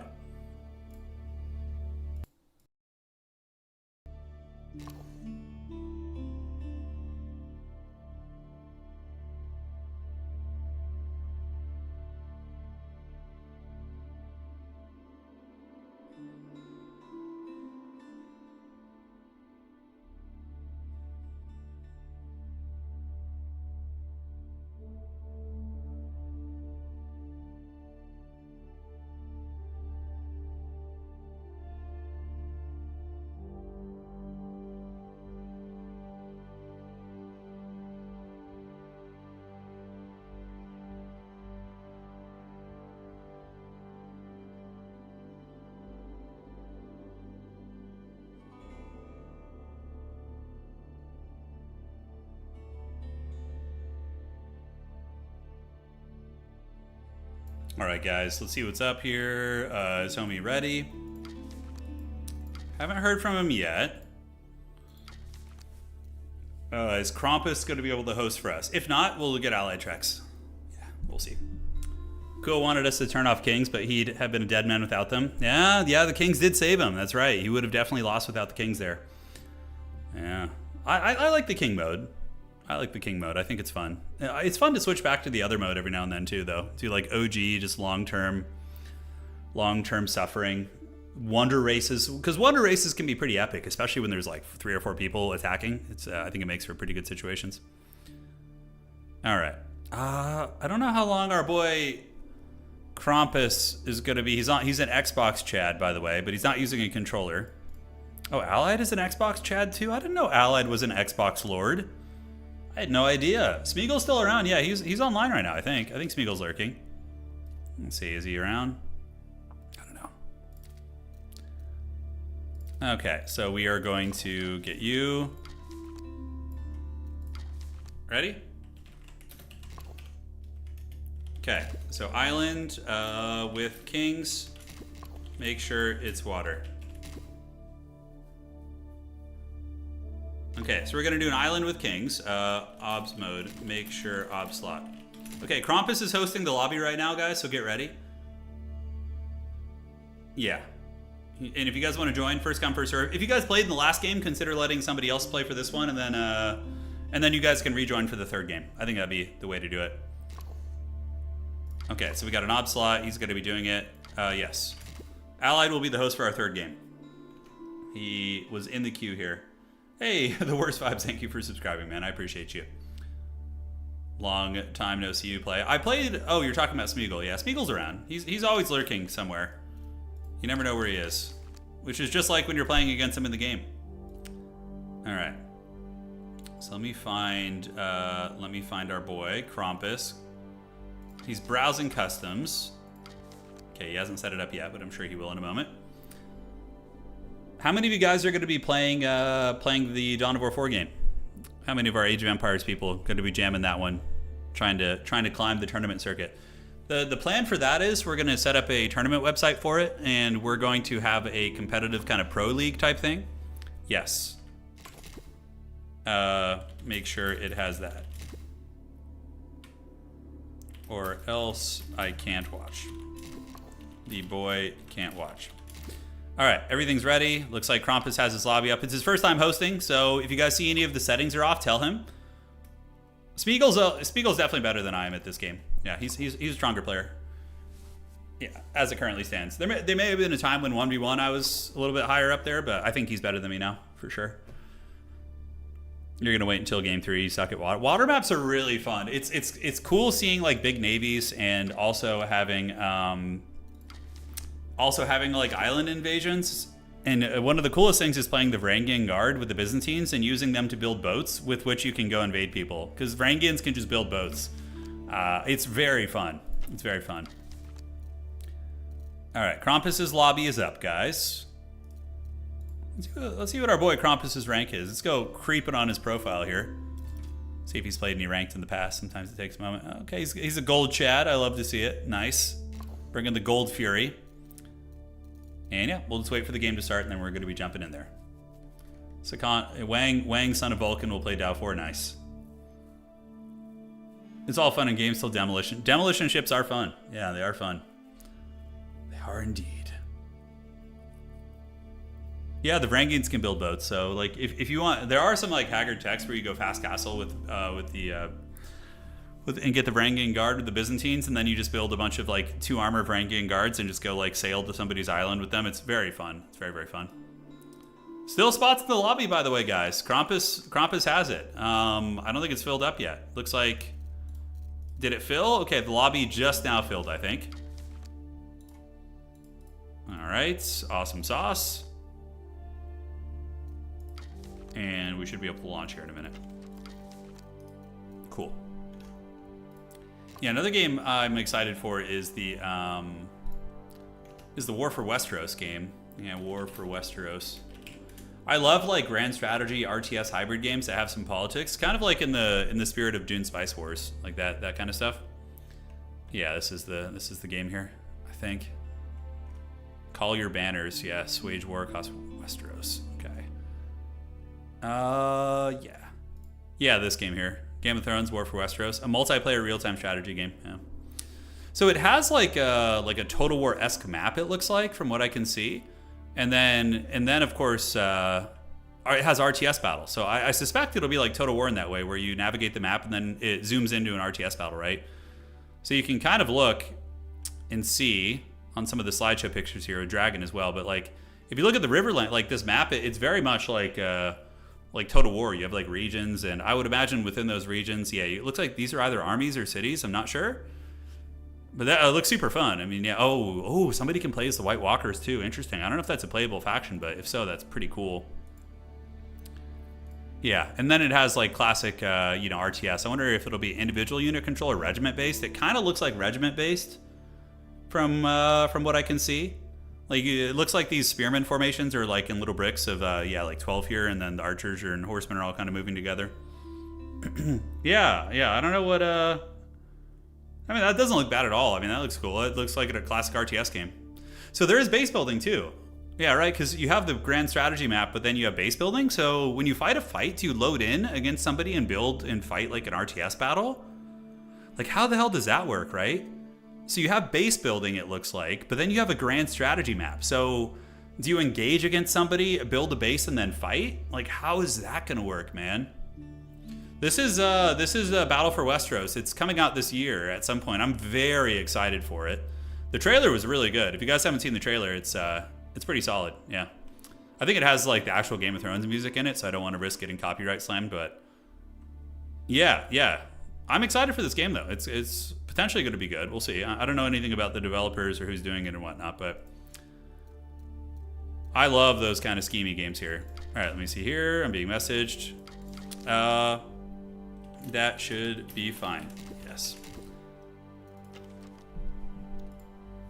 Yeah, like old school Dow, yeah, where you're like on a map and you get in and fight a battle. It very well could be. Very well could be. So there's that game, and then Dawn of War 4 obviously is another one that we're very excited for, but that one could be a little ways off, guys. Could be a little ways off. Country roads take Krampus home to a place. He said a 5-minute delay. It's all good. We'll just hang out. It's not a big deal. It's his first time hosting. Just play. 5 minutes is not that big of a deal. We'll hang out. So we have Serona on Knights Templar. We have Krampus on Rus. Hills on Knights Templar. Allied Treks on the Tuklak Dynasty. Schmiegel on Rus. Jordan on French. Turin 2, whoever the hell that is, on the Rus as well. And then we have General on the Rus also. So Rus is a really good naval civ. Apparently, Knights Templar are really good on Navy as well because of their lumber economy, so yeah, we'll see. The dreaded 5-minute delay of the gods. No, don't you guys worry about it. All good. We can hang out for 5 minutes. We can look at some other stuff. Yeah, so there's that. Do you have any like FAQ about this game? Game info? Okay, so Game of Thrones War for Westeros, Chaos Reigns, and a ruthless free... Oh, dude, talk dirty, by the way. Free-for-all battle where... Oh, dude, trust is fleeting and power is everything. This is like my kind of game in a nutshell. I love this. RTS, backstabbing, free-for-all. It's like what we're doing now, but, you know, the game's designed for the free-for-all. Command epic real-time strategy battles, forge strategic alliances, or weave deceit against your rivals. Conquer the Seven Kingdoms solo or in treacherous free-for-all multiplayer. Command the great houses, rally iconic heroes. Can I get Tyrion? Can I get Tyrion and dude, if I can get Sandor Clegane, I'm happy. I'm very, very happy. Or no, yeah, Davok, let me know how it goes. I've heard some things about it. Okay, siege engines, giants, dragons, yeah, because of course the White Walkers in the north would have like giants and things like that. Claim the Iron Throne. Okay, so I wonder if it's like a win condition where like you get the Iron Throne if you hold it for a certain amount of time, you win. I bet you that's one of the win conditions in the game. Coming in 2026, so sometime this year. Somebody in chat was asking about Total War Warhammer 40k, when that's going to come. I obviously don't know, but if I had to guess, I would say it's going to launch early 27. I would say like quarter 1, 27. I think we're going to get early looks at it this year. I would imagine CA will probably have some showcase events sometime in the spring or summer. Potentially even, you know, I have pitched the idea of doing an early tournament for Total War Warhammer 40k. So hopefully something, you know, before the end of the year in terms of getting a look at things. And then, yeah, we'll see from there. Time passes too fast. It does. And it only passes faster as you get older. All right. So we should be getting into the match now in about 2 minutes, give or take. Yes. And then elsewhere, what do we got here? What was the other game I was looking forward to? Yeah, there was that. Dawn of War 4, obviously Total War 40k. And we do have the end time stuff coming too, which is going to be pretty fun. But that's obviously still a hot minute away there. All right, 2 minutes left. 2 minutes left. I hope it'll be similar to Age of the Ring. Age of the Ring is very fun. The one thing that Age of the Ring does really well is like get that flavor from the movies, like with, you know, Gandalf yelling, like in the sound effects from the movies are so fun. I love it. Like one of my favorite things in Age of the Ring was playing Isengard and just having Saruman and like him calling down the mountain and like having Christopher Lee's like movie scene voice over it was so good. It was so freaking good, man. Yeah, good times indeed. All right, looks fine. Checking here. All right, there we go. No problems. 1 minute and 39 seconds. Dawn of War 4 is going to come out this year. I'm pretty sure it will. Like, Dawn of War 4 is going to be... If I had to guess, Dawn of War 4, 26 for sure. I would say summer. I think we could even maybe see an early, like, January, February, March, April, May. Like, between May and August would be my guess for Dawn of War 4. Maybe we get, like, a playable beta test. Like, well, maybe a closed beta, then an open beta. That will be like a temporary testing window for it, which I think would be very fun. And then I think it'll officially launch in the summer. I would wager that's going to be the case. Were you one of the people who got to see 40K? Yeah, I have played Total War Warhammer 40K. Yeah. Couldn't wait for the new stream controller to play AoE4 in a laid-back position. Oh, that's fun. Imagine trying to compete with people with a controller, though. That'd be brutal in this game. Yeah. All right, 37, 36, 35, 34. But yeah, I did play Total War Warhammer 40k. Got to play some of the Space Marines primarily, and there's a lot I'm looking forward to talking to you guys about. Really, for me though, the big thing is like, sure, the campaign is obviously important for most people, but for me, if they drop the ball and multiplayer just sucks in 40k, like I'm just not even going to be into it. Like it needs to be an upgrade from what we have now. It really needs to in Total War Warhammer. What was the game you just showed? That was Game of Thrones, War for Westeros or Battle for Westeros or something like that. It's on Steam. Yeah, it's on Steam. You can see it, get wish listed and all that if you want to keep tabs on it. All right, looks like we're going to be loading in. Hopefully no crash. Brother, I am pinned here. Give me the load. Now, Knights Templar, I learned this the other day. Knights Templar, their pilgrims actually set sail on the Seven Seas. And here we are. All right, guys. Welcome to the stream, and thank you guys for your patience in getting the second game going here. Spawning on the north side of the map, ladies and gentlemen, it is going to be my evil twin playing the Rus. And to the west, it's going to be Hills. Hills is going to be on the Knights Templar with a very tiny island. Jeez Louise, that island is pretty whack, although there's a bunch of really bad islands, it looks like. This is one of the worst islands because you could be like surrounded. Although you do have a natural... Ooh, this actually isn't too bad. You have a natural fishing lane here that's very safe. You just put like a keep and a couple towers here and your fishing boats are safe the entire game. Okay. Okay, that's not too bad. Now down to the south, we do have the General. General going to be back with his hunting cabin, setting it up next to the sheep here. Now, why did he build that early hunting cabin and not build it near the trees up here? I guess he wanted a drop-off spot for the berry bushes or something. I don't know what he was thinking with that. Hard to say. And to the south, we do have Krampus is here. Krampus is our lobby host. He's a mighty gold player. He's going to be on the Rus as well. Allied Trex, the Lord of the Elephants, is here with the Tuglac Dynasty. And Schmeagol, the Goblin King, is going to be on the Rus over on the west side of the map as well, with Hills being over here. So we've kind of gone through everybody here. We've got fake Hills and fake Turin in the game. That's right. Can you give general impressions about? No, we can't. We can't really talk any details or anything about it. But I mean, I did have fun playing it. You know, I do have some criticisms of it and some things that I really liked. So yeah, we will get into that hopefully soonish. Hopefully we can chat about that in the near future. We'll see. General is just raw dogging it every time it's true. He just kind of does random shit. We love the General. We're rooting for him. Now, if you guys, how many of you guys were here hanging out when we were covering Dawn of War 1 pretty heavily? When the Dawn of War 1 remaster came out? So the General was the Imperial Guard player, by the way, who used to play in all of our team games, and he would just build like 50 bunkers and a bunch of basilisks. He was that guy. He was the Lord of the Guard, and he has made his way over here to do the same thing in this game. Who is the... I'm surprised he's not an English player, although England doesn't really have crazy artillery. I mean, you got trebuchets and whatnot, but who is the most turtley faction in this game? It's probably still the English, right? The English have always been super toxic to try and push. HRE, though, also. Holy Romans, a very, very good defensive civ, because you get the emergency repairs and, you know, can be very, very tanky there. So, trade post, trade post, trade post, trade post, trade post.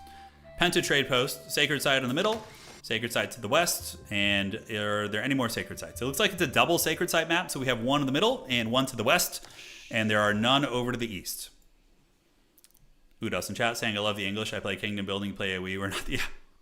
England's great for just SimCity defensive playing, you know. So the General played lore accurate guard. He did. Yeah, just like 500 bunkers, just never taking the map, just kind of holding one position like an absolute Chad. Guests on who Hills and Turin is in chat? I have no idea. Could be anyone. Could be anyone. Obviously someone from our Discord. We will have to see. He is Turin too. And the Pilgrims will take boats to the sacred sites, which is really cool. I actually want to see what that looks like. Elsewhere on the map, the Rus are getting their magical Lodia fishing boats, which are really, really good.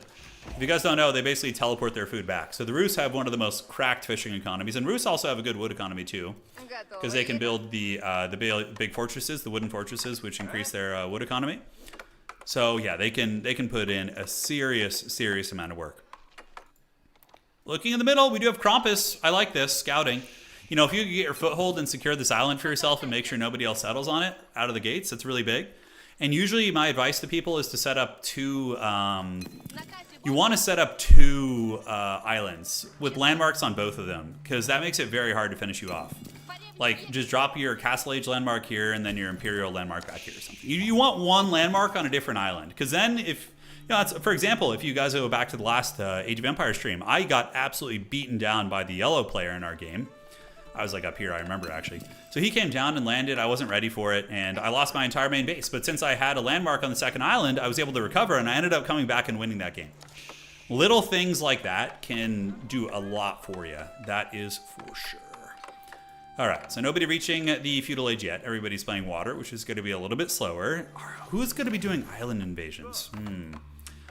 Rus navies are pretty good. They're not bad at all. Who else has good navies here? I know French can muster some decent navies. I think the Delhi Allied Trex is going to be more of like an elephant landing force. So what he's going to be doing is like trying to land on your shores with a bunch of elephants and give you the business, which very, very good strategy. Wooden fortress coming up from the Rus here, and a wooden fortress Over here, nope, no wooden fortress yet. A little bit of a mistake. Probably should slap that down, I would wager. Or maybe I'm wrong. Who knows? Maybe it's not worth it. All right, the general's reached feudal age. And what do we got cooking here for him? He is the Rus. He is not fishing, which is very sketchy.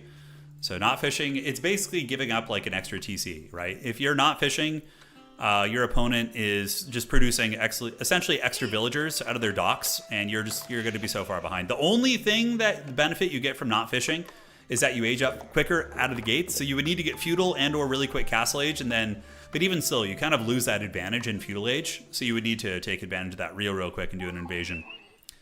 Is that even the real Jordan? We don't know. There's a lot of conspiracies afoot tonight. Bigfoot is here. You know, the lizard people, subterranean lizard people living under the earth. They're all here. Yes. Golden Gate, I feel like is a very underrated landmark, especially on long, grindy FFA games. Being able to trade for stone in the late game is so freaking nice. And it allows you to get a wonder, not quickly, but eventually. You know, quicker than most other civs. You think Allied is going to go fast castle and go after Schmiegel? I mean, it's very much in the books. He does have the Tower of Victory coming down and does have his own fishing economy. Nothing too crazy, but yeah, pretty average. He's got a normal amount of fishing. So Scout is chilling out on the island here as we do see the Golden Gate coming down for this Rus player. Golden Gate over here for this Rus player. Over to the east for Serona. Serona with the Templars. I didn't see what civ he's aging up with. Did he age up yet? Serona has aged up.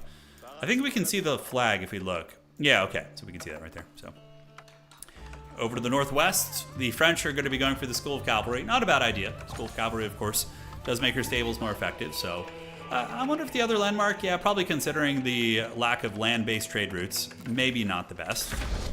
And up in the north, we do have the Rus, who are going to be going for Golden Gate, I would wager. Yeah, Golden Gate's got to be the best choice on these island maps.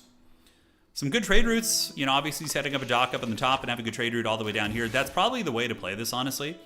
If you're my evil twin here, you know, you set up a trade post right here, you take down this player, and then you have a free trade route down here, with which you can do a lot of work. Or, you know, the crazy thing about island games is you can trade with enemy docks. So if you kill a player and they still have a dock left, you can trade with them. With the ruins of their dock, which is so incredibly strong. It's very, very good. All right.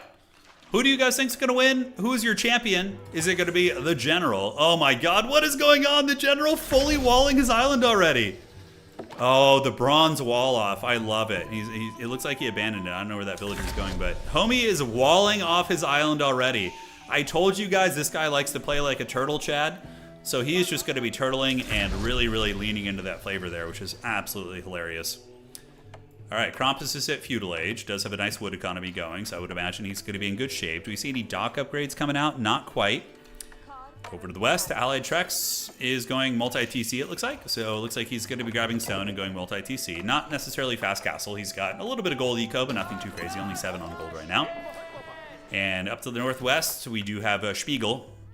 Schmiegel with his private little alcove with which he's able to fish safely. Is he going fast castle? Is he going to be trying to get up there quick? Pretty normal stuff, it looks like. Yo, the professor, the goat. I didn't even know you were here, dude. You've been awfully quiet in chat. Professor Pone with the resubscribe, hanging out with the boys. Pone and I played some Dawn of War 2 last night. We had some really, really good matches. And then we played a Heroes of Might and Magic game, which is going to be going up tomorrow, which had a very intense ending in one way. You guys are in for a treat. It was very, very fun. Falling asleep. Yeah, I got you, homie. I got you. Okay, so elsewhere on the map, what do we have? We do see hills, just kind of calm and peaceful. The Pilgrims, does he have the Pilgrim upgrade? He does not have it yet, but he does have Genoa going. So he's not going to be getting the Pilgrims going until he gets Castle Age, which feels like a mistake to me because you miss out on a lot of Pilgrims. And honestly, it's such a fast upgrade, but he does go with the Genoese, which is really good. I think it's one of the best ones, honestly, just for getting the fat Pilgrim gold in FFA. So now the Pilgrims are going to be spawning out of the base, and he is going to be heading down this way.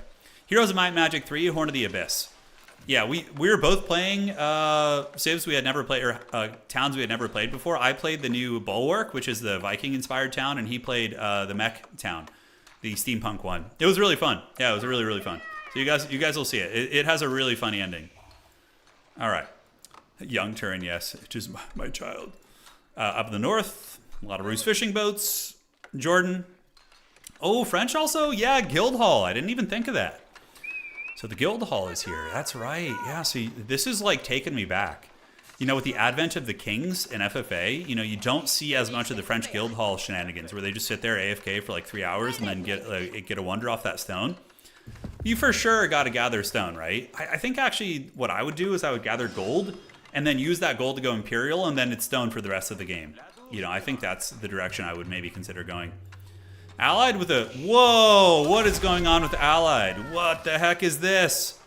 Why would you invest that much stone that early? That's crazy. Instead of a second TC, he's going to be on 1 TC, but now he's going Compound of the Defender. Reduces the stone cost of buildings by 20%. You could have waited and then built his walls cheaper, right? Am I nuts? You ever try Songs of Conquest? Yeah, it's a fun game. We played a couple matches of that, Snoober. We did play that, yeah. So Abbey of the Trinity is going to be coming down for the Bruce, which, is that the right play? I mean, I guess there's not a lot of woods on this island. You could delete some of this and drop the High Trade House right here, but yeah, Abbey of the Trinity will give you the quick Warrior Monks, which means you can go grab relics. And Krampus is doing a good job keeping an eye on the relics. He scouted both of them on this island here. Dude, that is a lot of stone, man. Oh my god, he has enough stone for the whole island right now, guys. This guy's a madman. All right, and you know, we were making fun. I was making fun of General a little bit for this, but it looks like General's in Mortal Kombat with Krampus. The Lodia galleys are battling the Lodia attack ships. Looks like the galleys are going to end up pushing him back here, as he does get an attack ship of his own. And the first naval warfare has begun. The 2 Rus neighbors fighting, and Mortal Kombat it is for those homies. On the middle, we do have 2 colonists, by the way. We have Serona. And then we do also have Hills over here. So Hills going to be setting up his Templar fortress. Pilgrims taking their pilgrimages off to the island for 130 gold a pop. Going to be very, very clean. That's 260 gold coming in hot for the Knights Templar. And elsewhere in the base, the wooden walls were kind of developed here for the General, but nothing beyond that. Down here on the south side, relics are being grabbed by Krampus as he is making his warrior monks. You better grab that relic. Sometimes people will sail up and try and jack your relics. It's really, really funny. I've had HRE players do that. They have to be a big, beautiful wall, yes. Exactly what's happening right here. It's a big one. And there's only 1 villager working on it, or 2, I think? Yeah, 2 villagers working on those stone walls. It's going to take a hot minute. Nice high trade house here on this island coming in from my evil clone. So he sets that up here and is able to get a fair amount of trees. Could have been built maybe a little bit like tighter packed against the tree line here, but even still, 154 gold a minute is not bad. That's the equivalent of basically 2 relics on a landmark, right? And it is going to be generating deer if you need food in a very desperate situation there, with which you can get your bounty up. Okay, guys, who's going to be the first to fall? We're not seeing any big signs of aggression yet. The guild hall is going to be gathering what appears to be stone, so homie's just going to go for a late game wonder, but wondering on this kind of an island is so awful. Oh my god. Wondering, like, who has an island that could be wondered? Probably the best one would be Smeagol, like a wonder back here, and then you need a naval blockade to protect the back door. There's not really an easy option, honestly. Like, nobody here has a great... This one is okay because the coasts are at least far away. You could drop, like, a wonder, like, right here, maybe, for the general, but... Yeah, I think there's no great options for that. All right, the battle for the middle is beginning, and we do see the Haggard Dark Age Horseman popping out. So Serona going to be getting his horseman and attacking into hills and going after some of the pilgrims. And whoa, look at that, double TC built up in the middle here. And the horsemen going to be doing their Haggard attack as a fortress going to be going down from the Knights Templar. And we do have a Templar battle. Serona and Hills going to be having a Templar cockfight here. Spearmen being popped out here. Town center could obviously be upgraded, but that keep is going to be bolstering the sacred site and keeping the enemy pilgrims away, which is not a bad idea at all. Not a bad idea. Now, allied the Elephant King is basically just stonewalling his entire island. And compounded the defender. Is he going to be going to the next age soon? He's got 4,000 frickin' food in the bank, so he's just going to be getting enough gold and then probably will go imp and try and just elephant you. I think that's going to be it. Dude, just what? So somebody in chat saying, Rice saying, I just watched Beverly Hills Ninja, came down to game a bit and saw your thumbnail. Holy, yeah. What are the odds, man? Seriously, those are some crazy odds. I watched that movie like a month or 2 ago. It's a classic. All right, Jordan reaching Imperial Age. So Jordan, our French player, hitting imp. And what did he get in terms of his imp? It's got to be Red Palace. Red Palace is one of the best defensive landmarks in the entire game. Makes invading your island very hard, and if you're going to be going for a wonder, I mean, it's pretty good. You delete all this space, plop a wonder here, have the Red Palace defending it, and call it a day. You know, call it a day. Yeah, blue has a good wonder island too. Like a corner, like right here, it's pretty defensible. And then you can just have like your navy kind of here ready to defend in the choke point. So that could be something that's a little bit of foreshadowing. Rus grabbing relics, so right now they've been able to get one relic and going to be getting a second one on the boat right here, taking it back to the Empire. And a third relic is going to be on the cards, as the warrior monks of the Rus are going to be getting those goodies. So Krampus is going to be on 3 relics, which is pretty good. Are you able to play and cast at the same time? Just, you know, you could do it too if that's just what you did all the time. You know, just putting in reps really. All right. So the battle continues raging on. We do see the Templar brothers battling, but now hardened spearmen are coming out. The spearmen will begin trading very well with the cav units. Desperation Fortress is being dropped, but those villagers are going to be getting massacred. Spearmen coming out to try and salvage it. So the Templars in their civil war rages on the middle of the map. As Hills and Serona just go fisticuffs. Spearmen will eventually begin winning these trades if they can get the numbers. I believe they're still, let's see, so they are, they're only feudal age spearmen, so that's a bit of a problem. They definitely need to get that upgrade here. As the Rax is going to be coming out. Spearmen keep trying to drag these guys down. Villagers shooting out of the town center, providing a little bit of tertiary support. But yeah, the fact that they are feudal age is tough. And now what needs to happen is Pink is going to need to change his pilgrimage to go here. And he's going to need to decap Smeagol so we can actually get to that sacred site. Elsewhere, lots of villagers being pulled by Krampus. A good idea. And they're being turned into transport ships now. Rus, very much a Swiss Army knife on the sea. But getting those guys up to the island, securing all that is going to be very, very clean. Tons of resources, tons of wood. That's one of the biggest problems about staying on one island is you run out of wood eventually. There's no faction in this game that can seed forests, right? I could have sworn that was a mechanic in a different RTS game I played. Yeah, that was Age of Mythology, which, by the way, I'm thinking about doing this week. But, yeah, seeding forests. That'd be kind of a cool mechanic for some saves. It'd be really, really OP on islands, that's for sure. All right, invasion force landing here. Veteran Royal Knights have landed on the shores, and they're going to be attacking into my evil twin's base here. So he is setting up where he can. And yeah, the French Knights should be able to dispatch this base. They are not upgraded or anything, but at least they're veteran. But I guess veteran is it's just one upgrade for them. And most likely going to be steamrolling the Rus off the island. That is for sure. My evil twin only has 1 relic, though, but he does have Chad Skya. Definitely would like to see some Streltsy Spearmen. I think that's one of my favorite Rus combos. Streltsy with Spearmen is very, very fun. And the Rus are able to flee over here. And they are going to be setting up a fat keep here. So there it goes. So the Delhi is getting their wall network up. Tuklabad forts. Yeah, with cannon emplacements being built. Allied is very much like a slow burn player. He takes a long time to get going, but he can get those steamrollers going, and he has won plenty of our games. Plenty of our games indeed. All right, guys, back in the middle. Mortal Kombat wages on, as we do see Serona emerging victorious over time. Love you, darling. And the men-at-arms trying their best to hold it, but battering rams, archers, and all these coming in. And it looks like Hills is going to be banished off the island. And with that, his pilgrimage will most likely come to an end. Those pilgrims are not going to be able to make it, as the Templar fortresses are going to be sending him back to the Shadow Realm right there. All right, guys. Predictions. Looking like there's a couple power players on the board. I love this Haggard Gold Root. There he goes. He's going to be building that. He heard us laughing, so he's going to be dropping it like it's hot right there. The General, not up to a whole lot. Just kind of playing a little bit of SimCity here. You know, just hanging out and building up his little island fortress, fishing happily, hoping nobody's going to come and finish him off. And up to the northeast, Serona's looking pretty powerful. Serona's got, what are these? These are pilgrim ships. But he does have an island base here, which is going to grant him a lot of resources. And Serona has taken full control over the middle island, which is pretty massive. He secures the entire mid, which is going to equate to a fair amount of resource nodes and a lot of trees. And really, I mean, forests and trees become one of the biggest variables in this game very, very quickly here. Davok says, if I was Serona, I'd be very excited about securing the mid with a ton and a sacred site as well. Sacred's very, very important for the Templars. Yeah, because they need to have those sweet pilgrimages. 2 pilgrims get karate chopped right there, getting taken down into the Shadow Realm. So we got one here and another one coming here. Meanwhile, Pink is going to have to restructure their pilgrims and probably try and get Smeagol off this island. Not going to be easy, though. Smeagol is a ferocious foe. He's got elite spearmen on the island already, expecting cavalry incursions. The Spasskaya is being used as a coastal tower, so it is going to be set up on the coast, which has pros and cons. It can help fend off navies, but in the late game it can also be sniped. So sometimes having it like more deep set can be a little bit safer, but based on how his island is, I don't think there's any really safe spots for that to be deployed, which is Trixie Hobbitses. Down to the south, guys, what do we got cooking? Not a whole lot from Krampus. Very peaceful game so far. I mean, there's been a little bit of skirmishes, but I'm genuinely surprised we haven't had somebody go for the karate chop yet. I believe this is the Kingslayer mode too. Yeah, we do have the king. So Charlemagne's in there chilling. And we do see a Lodiya attack ship coming in from Evil Turin.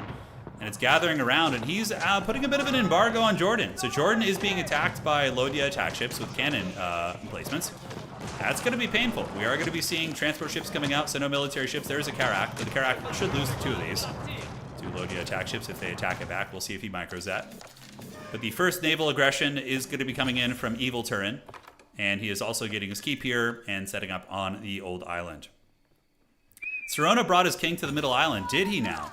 Oh, that is so Chad. Bertrand is here.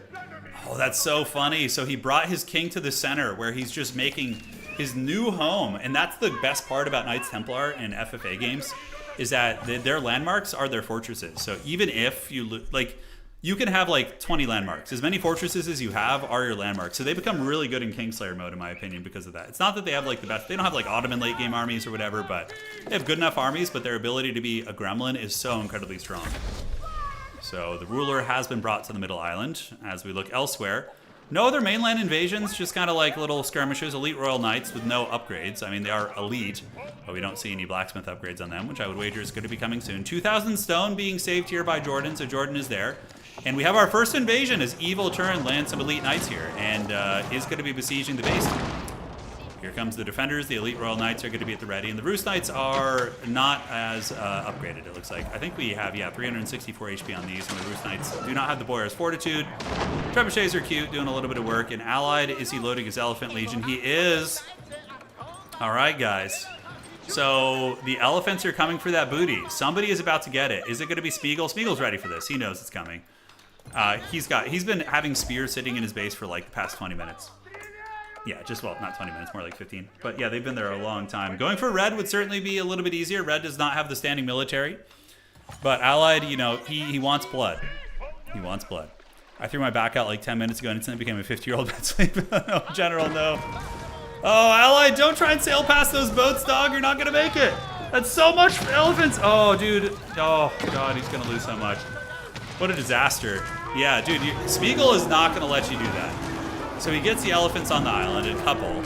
2 full boats go down with those elephants, right? The Spasskaya Tower is going to be blasting them into another dimension. I mean, maybe he does a little bit of raiding, but Allied is going to have to go back to the drawing board. That was an absolute disaster right there, guys.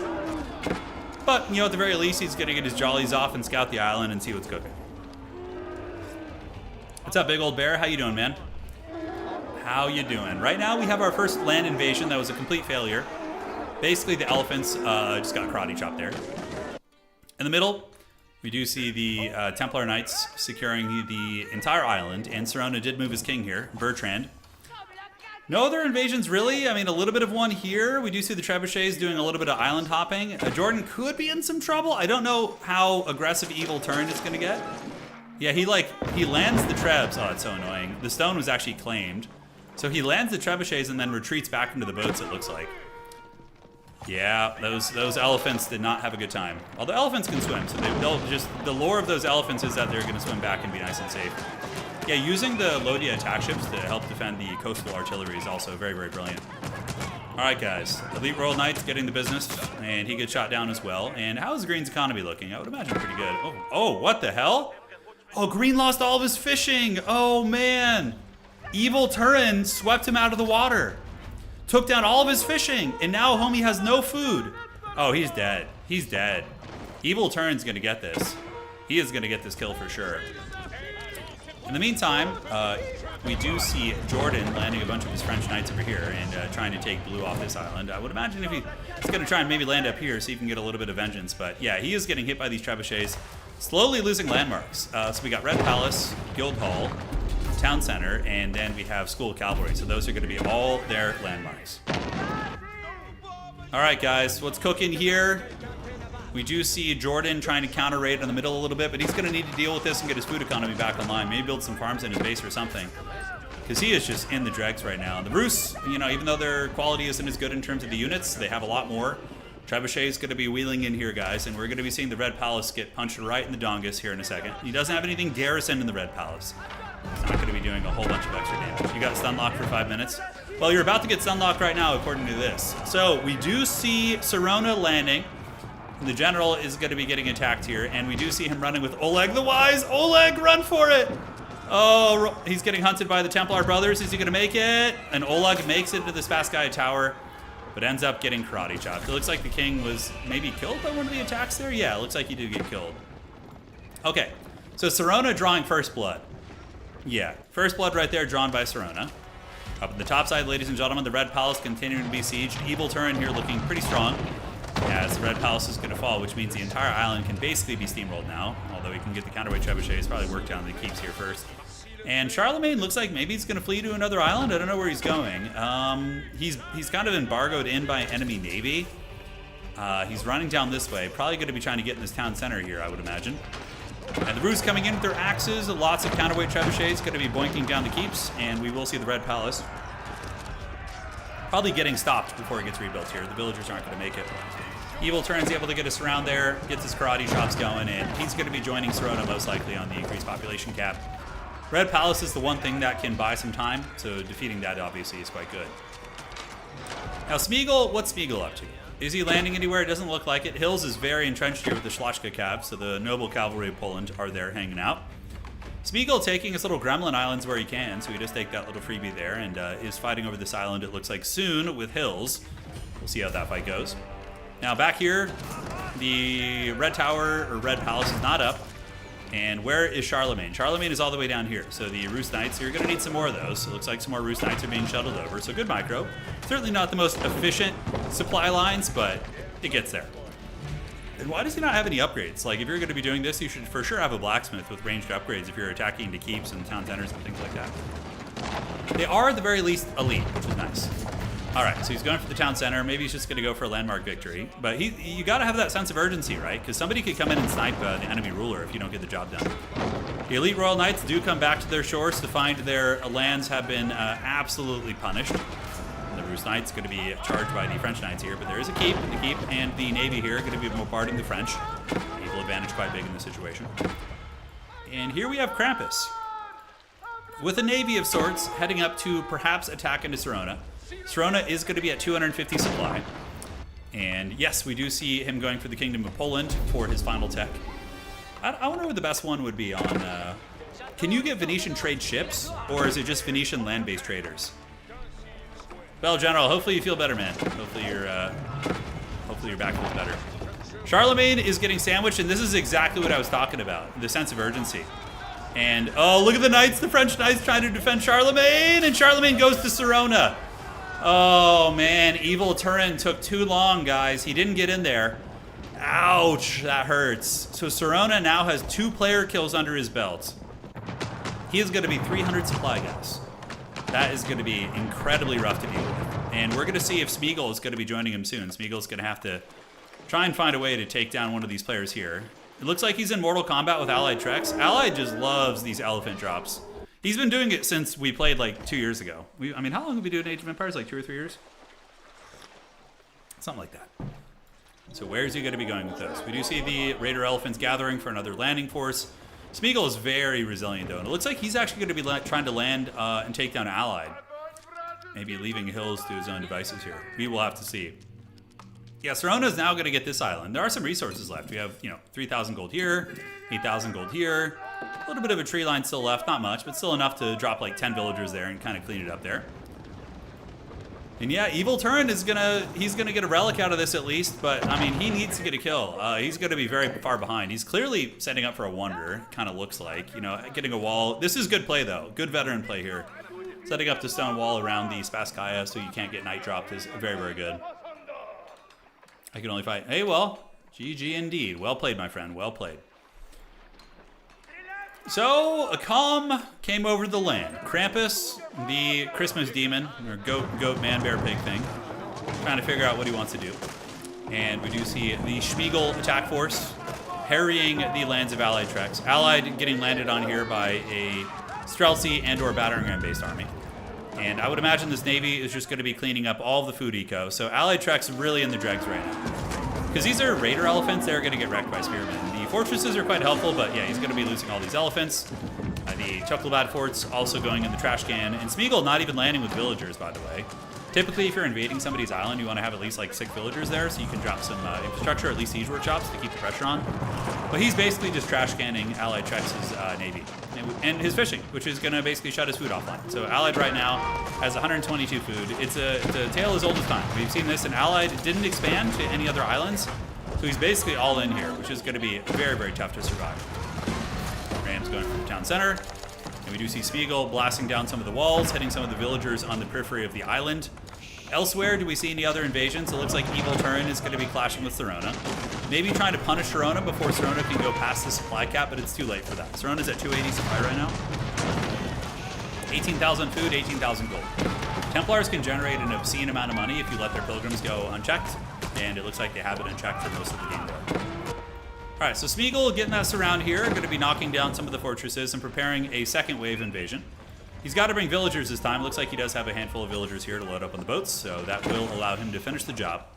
Allied is basically dead in the water. He wasted a ton of resources on that first elephant drop. It did not work out at all. And now Homie is going to be paying the iron price. Yeah, Orange does have a little mini island here. It's pretty good. And look at that. Even has some houses there to kind of keep the space on his main island available, which is fun. A strange fight over here for the ruins of this fallen empire. That is for sure. Evil Turn gathering up a pretty good navy here and cleaning up the forces of Serona on that island.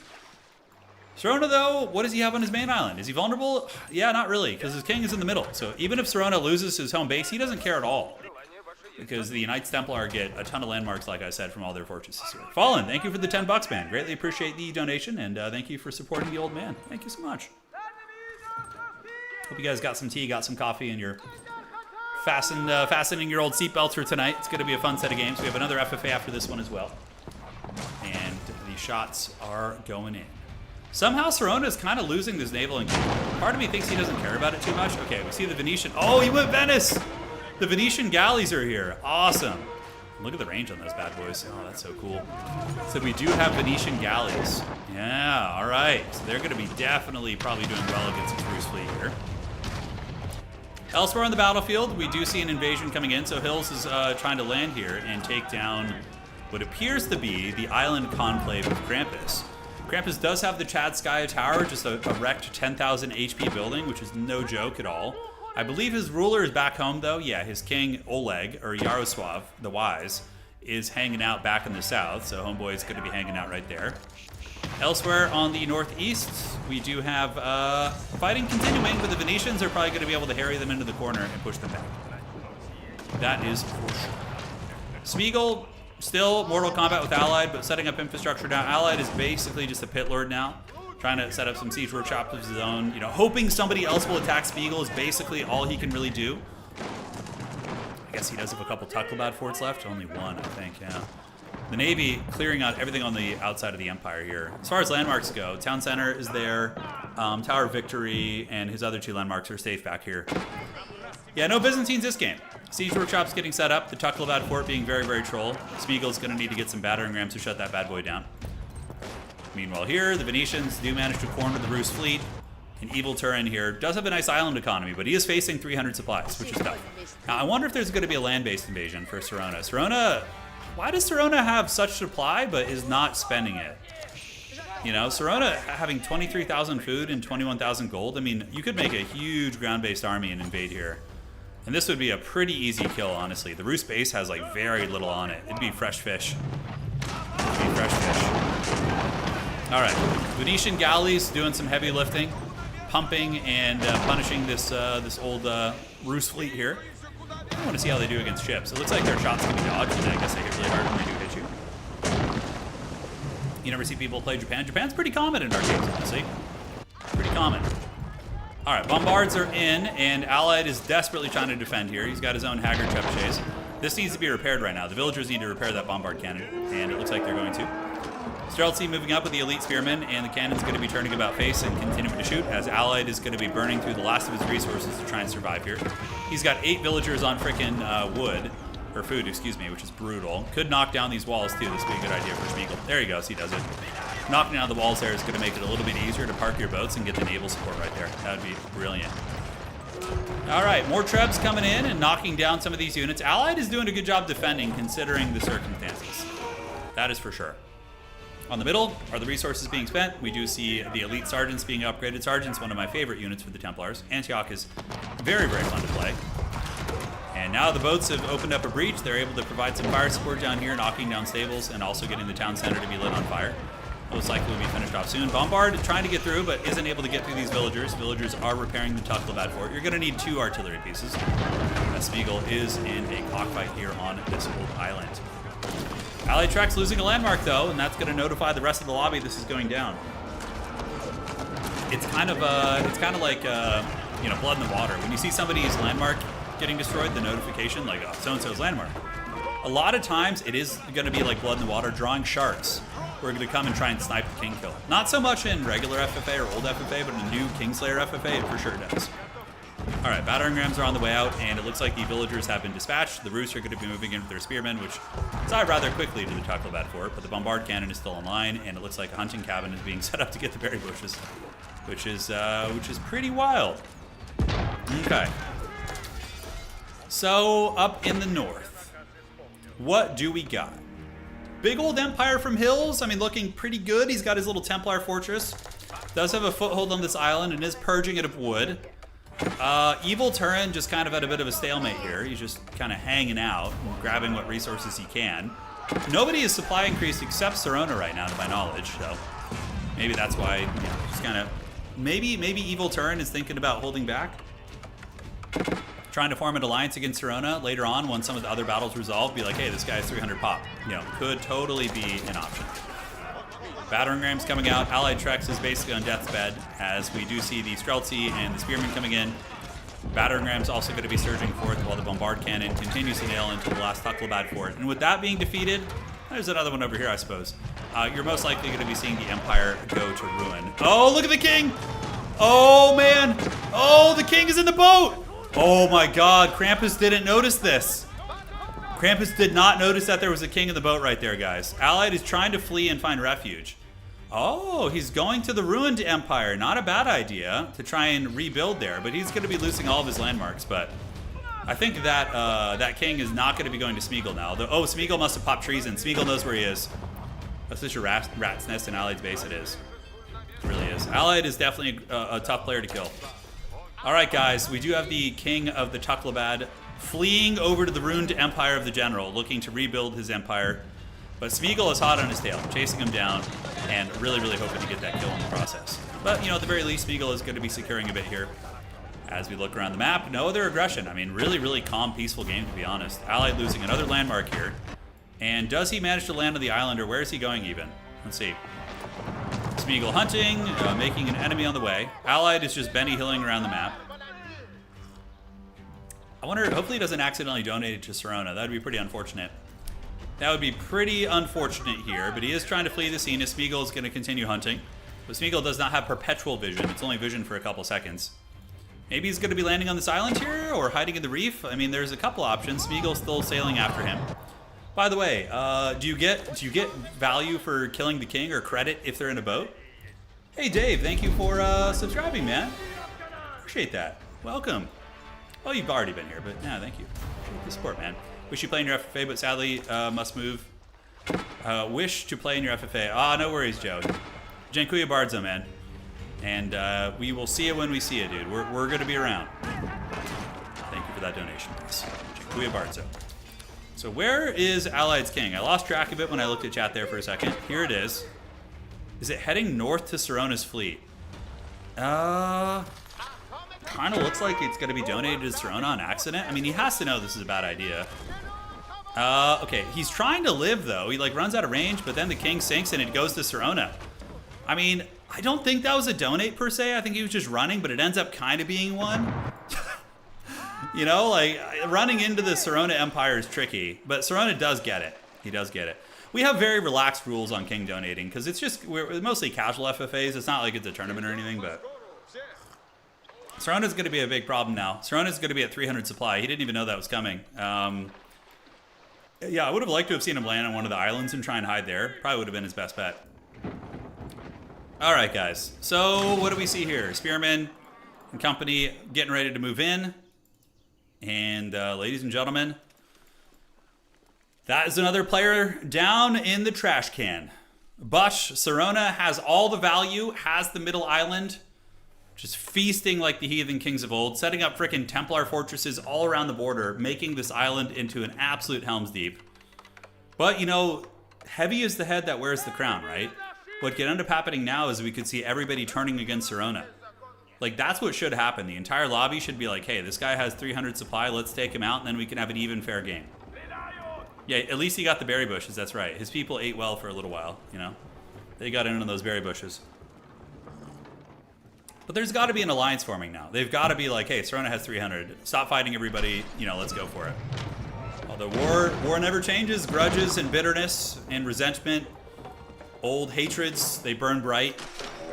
They burn bright, you know? And so it begins. Thanks, Joe. I appreciate that, man. I appreciate it. I know a few sentences, a few words here and there. All right. So the Pilgrims are heading down, generating 130 a pop, which has got to be pretty good. Hills is let's look at Hills here. There's Hills. Pretty damn good gold economy. And looking up here, that is the ruins, of course. One of our earlier not allies, but players, Jordan.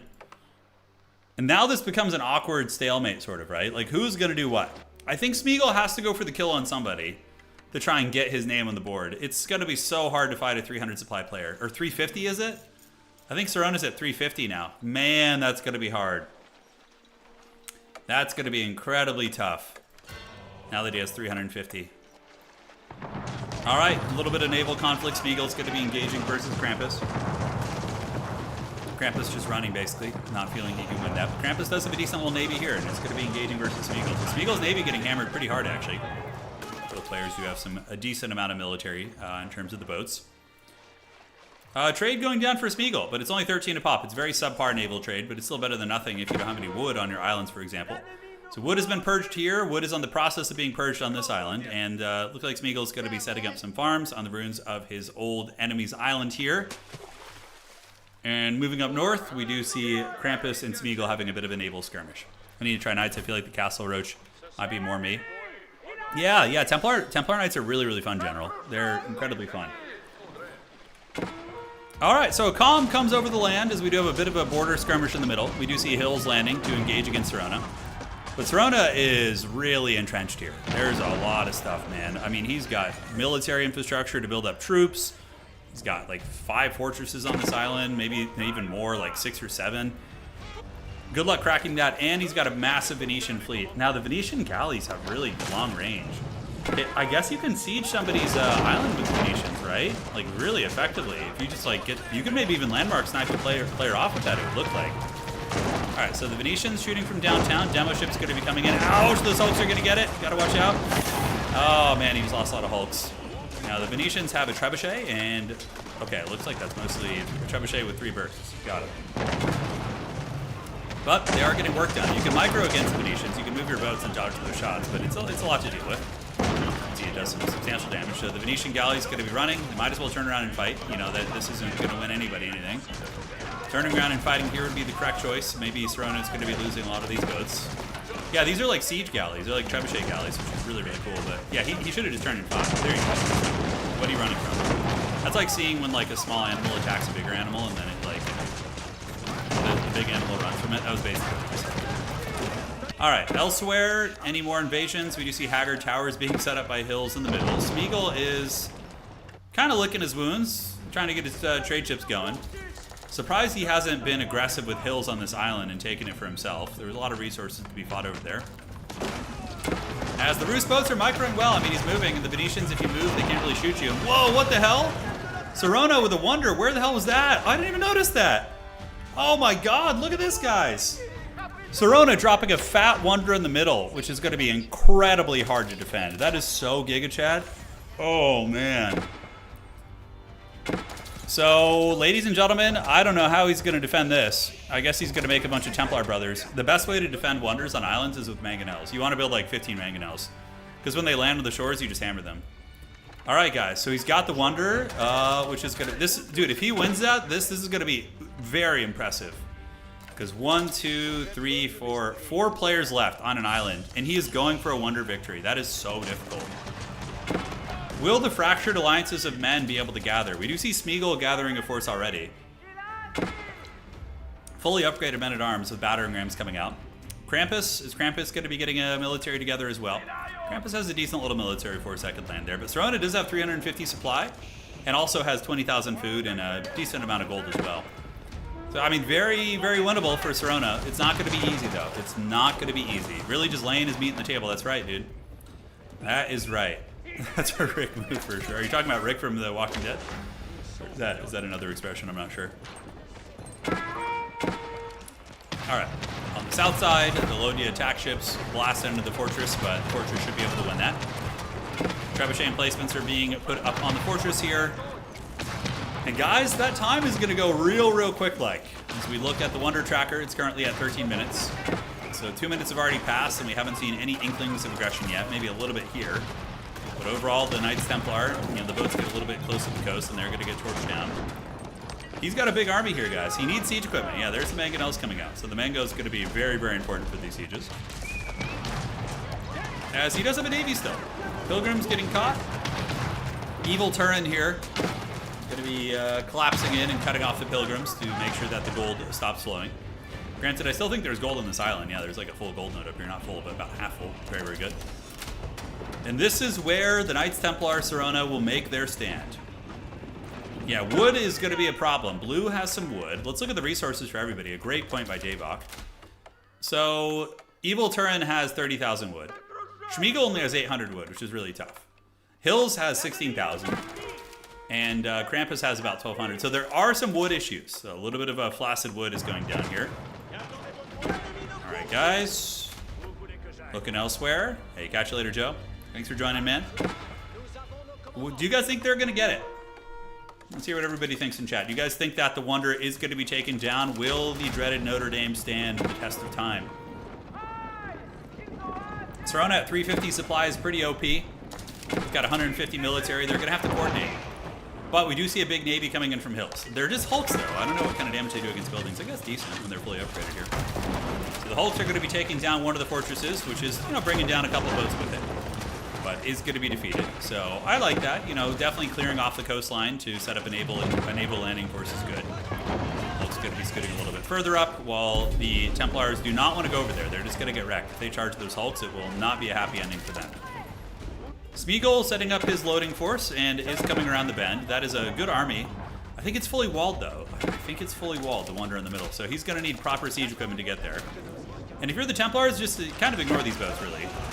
Maybe send some siege equipment out there, but at the end of the day, you don't want to give up a whole bunch of your army for that.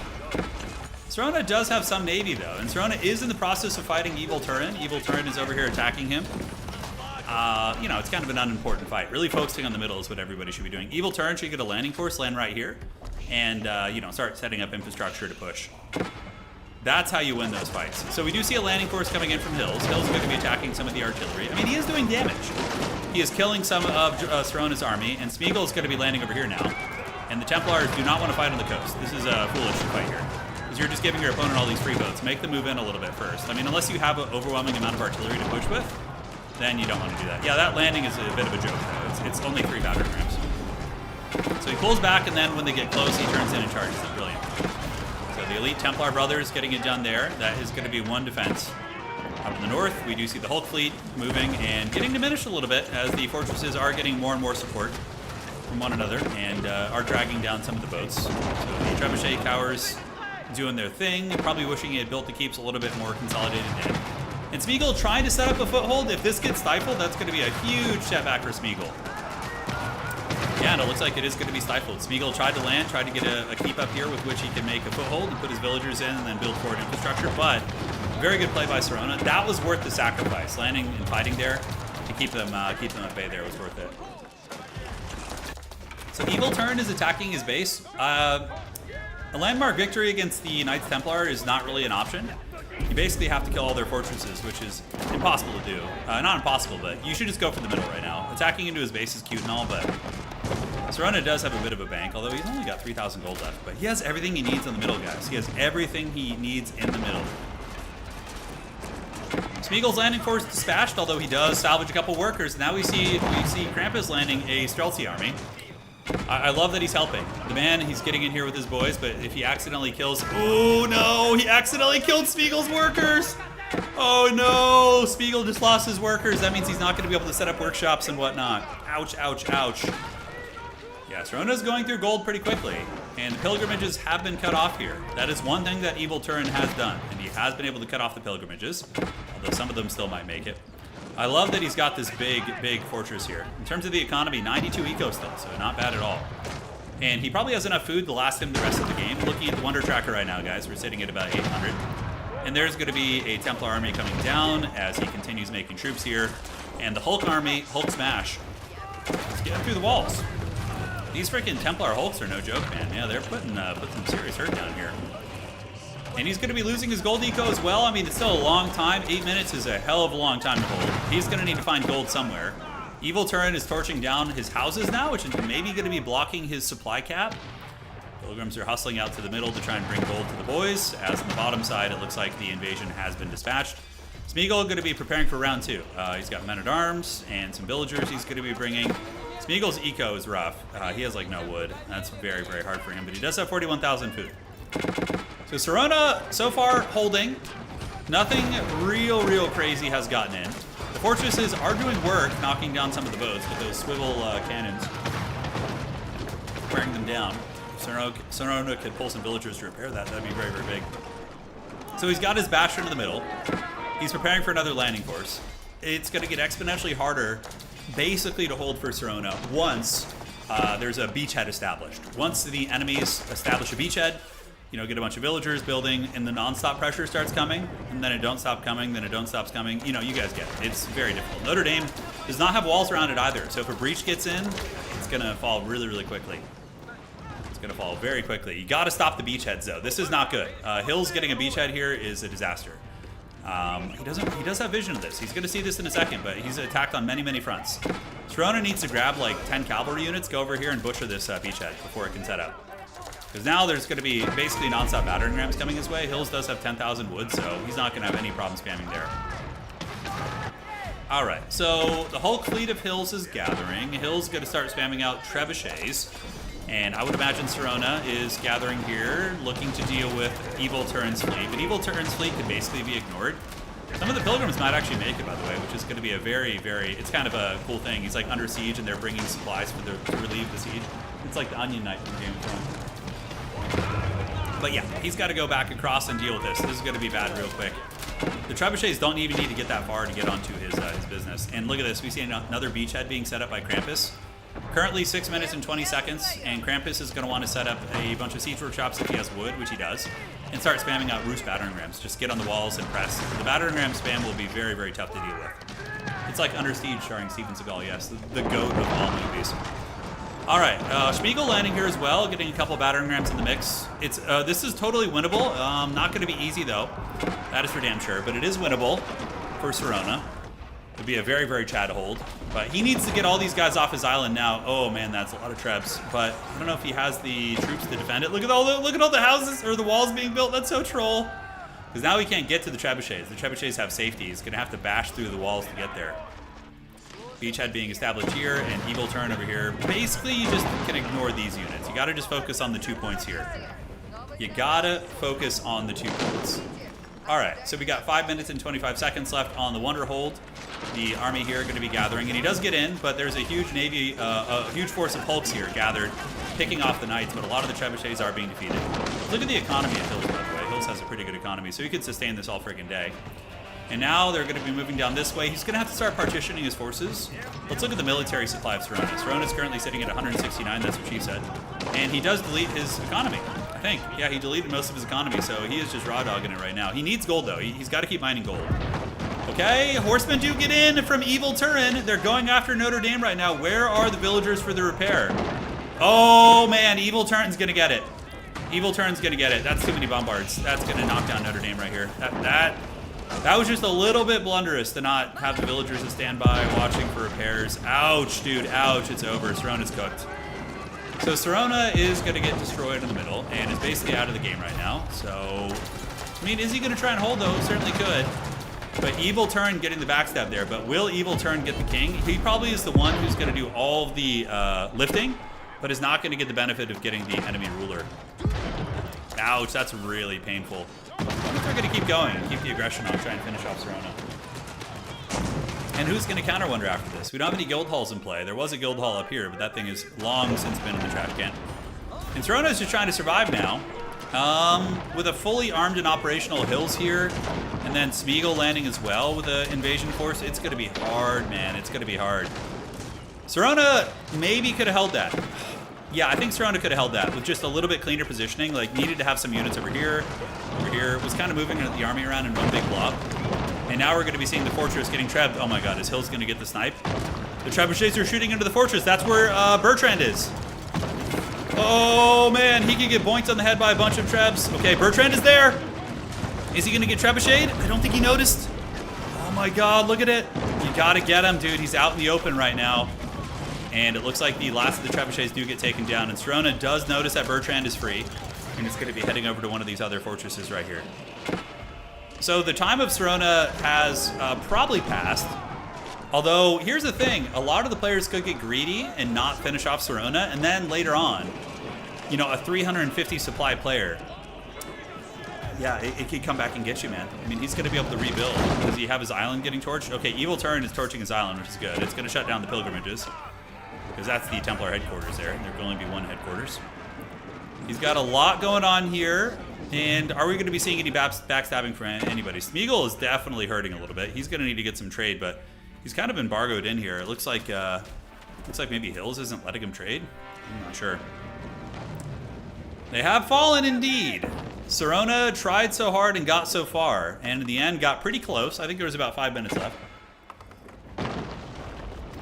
5 minutes left in the siege, from what I can tell.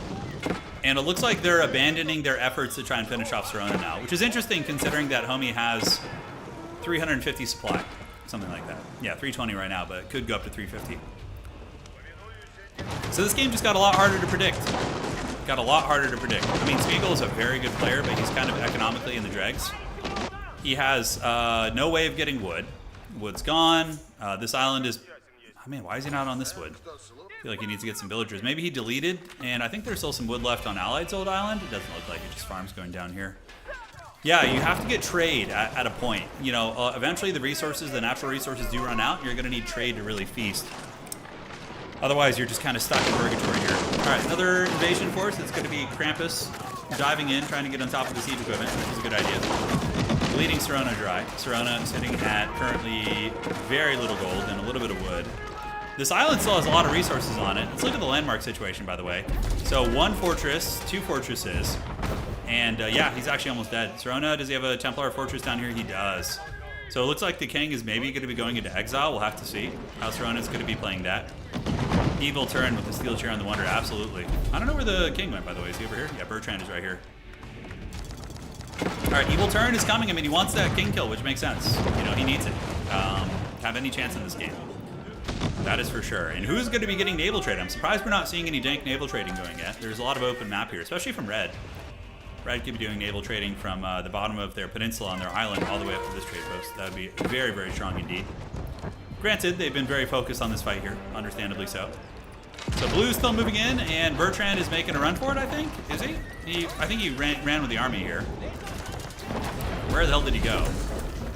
He's a sneaky ruler. Did he get to one of the boats? I don't know if he's going to be able to escape this island, guys. I don't know if he's going to be able to escape it. And it does look like Red got the kill on him. Okay, he tried to escape by boat here, guys. And Red gets the kill. So there you have it, guys. Krampus, the Christmas, Jolly Christmas Santa, getting the job done and finishing off the mighty King Serona. Bertrand made it to boat. He tried to become a king in exile, pull a Napoleon, and yeah, he was hunted down by the navy of Krampus. So now the only player with population cap increase is Krampus. What is he going to do with that? Definitely needs to get naval trade going. Golden Gate Wonder could be in the cards as well, considering how destitute of wood everybody else is. But we're going to be seeing the middle getting fought over pretty hard. There is a lot of wood on this island still, like thousands and thousands of wood. Even some relics to be grabbed too, and a sacred site. So the middle is still very, very in tune. Nice try, Serona. Yeah, well played. You were Chad Serona. You almost had it. It was close. It was very, very close. Just when that it's hard being attacked from 3 or 4 different directions to keep tabs and everything, you know? I was the only one with pop when I died. Yeah. 250 for red, and everybody else is at baseline. But now there's going to be some fat naval trade going down, I would imagine, from somebody. I'm really shocked we're not seeing more of it. Okay, we do have some good naval trade coming down from Evil Turin. So Evil Turin is getting 112 a pop. Ooh, yeah, he's trading all the way down here. All right, look at that. So Lodia trade ship's going to be heading all the way down, dropping off the fat trade, and that is a thick one for Evil Turin, guys. That is a thick amount of trade. Back here, just some random nonsensical violence happening. Classic stuff, very human. Choosing to fight for no reason, just make people suffer. And demolition ships moving in, hammering that fleet down, very, very cute. Able to get some big value out of that one, but yeah, Evil Turin might have some play here, guys. 85,000. 85,000 food, 10,000 gold, and 7,000 stone. Okay, Evil Turin is for sure prepping a wonder. I mean, right here would be a great wonder. Delete these stables, wall it off, you know, get a big navy to defend this choke point, and then get your main army with siege here, and you could probably defend that wonder pretty well. Yeah, that could happen for sure. Serena says, thanks, UG. All some. Yeah, great game. It's been a great one. Okay, so Treb's battling some horsemen here. Krampus, you know, does have his nice little island here, so he's going to be able to get some wood. Smeagol, what is Smeagol doing to expand? I feel like Smeagol's really in the dregs economically. I mean, he's only got, yeah, he does have some wood being gathered now, so look at that. He's such a gremlin. Oh my god. Setting up a little ninja wood economy on the island here of Krampus is absolutely hilarious. Evil Turn versus Evil Santa, who's going to win? I don't know. We're going to find out here today. Smeagol going for a kill on Krampus. Krampus's ruler, Yaroslav, is right here. And he's going to get punched right in the dick if he doesn't run right now. He needs to get there. He needs to transform this into a transport ship, delete these walls, and make his escape. Because Smeagol is about to get that booty. He's coming in with battering rams, and oh, he's making a run for it. But there's horsemen. Oh, Yaroslav. Oh, not so suave here, guys. He gets taken to Pound Town. So, ladies and gentlemen, a quick backstab. Just like that, the life of the Southern Empire has been snuffed out. Well played to Krampus. He was a glorious host and a contributor to many great battles in this game. But Smeagol able to get the evil attack right there, and now securing cross-map trade potentially. Yep. You see the dock trade post here? Look at that line, guys. He's going to be trying to go for some fat cross-map trade. Will Smeagol win in the end? Look, it's very possible. Smeagol is one of the stronger players we have in our community, so he is totally capable of winning this. Yeah, blue, wondering for blue would be the win con. Yeah, he's buying stone, it looks like. Is he using his golden gate to get it? He must be. At this point, I would just spend natural gold to do it. Yeah, you gotta wonder. Like, if there's only 2 people left, your chances of winning with a wonder are like 80% usually. It's like, in our games, although this map does kind of suck for defending a wonder, especially his position, he doesn't really have a good spot for it. Like, almost everything can be reached by the shoreline, you know? Almost everything can.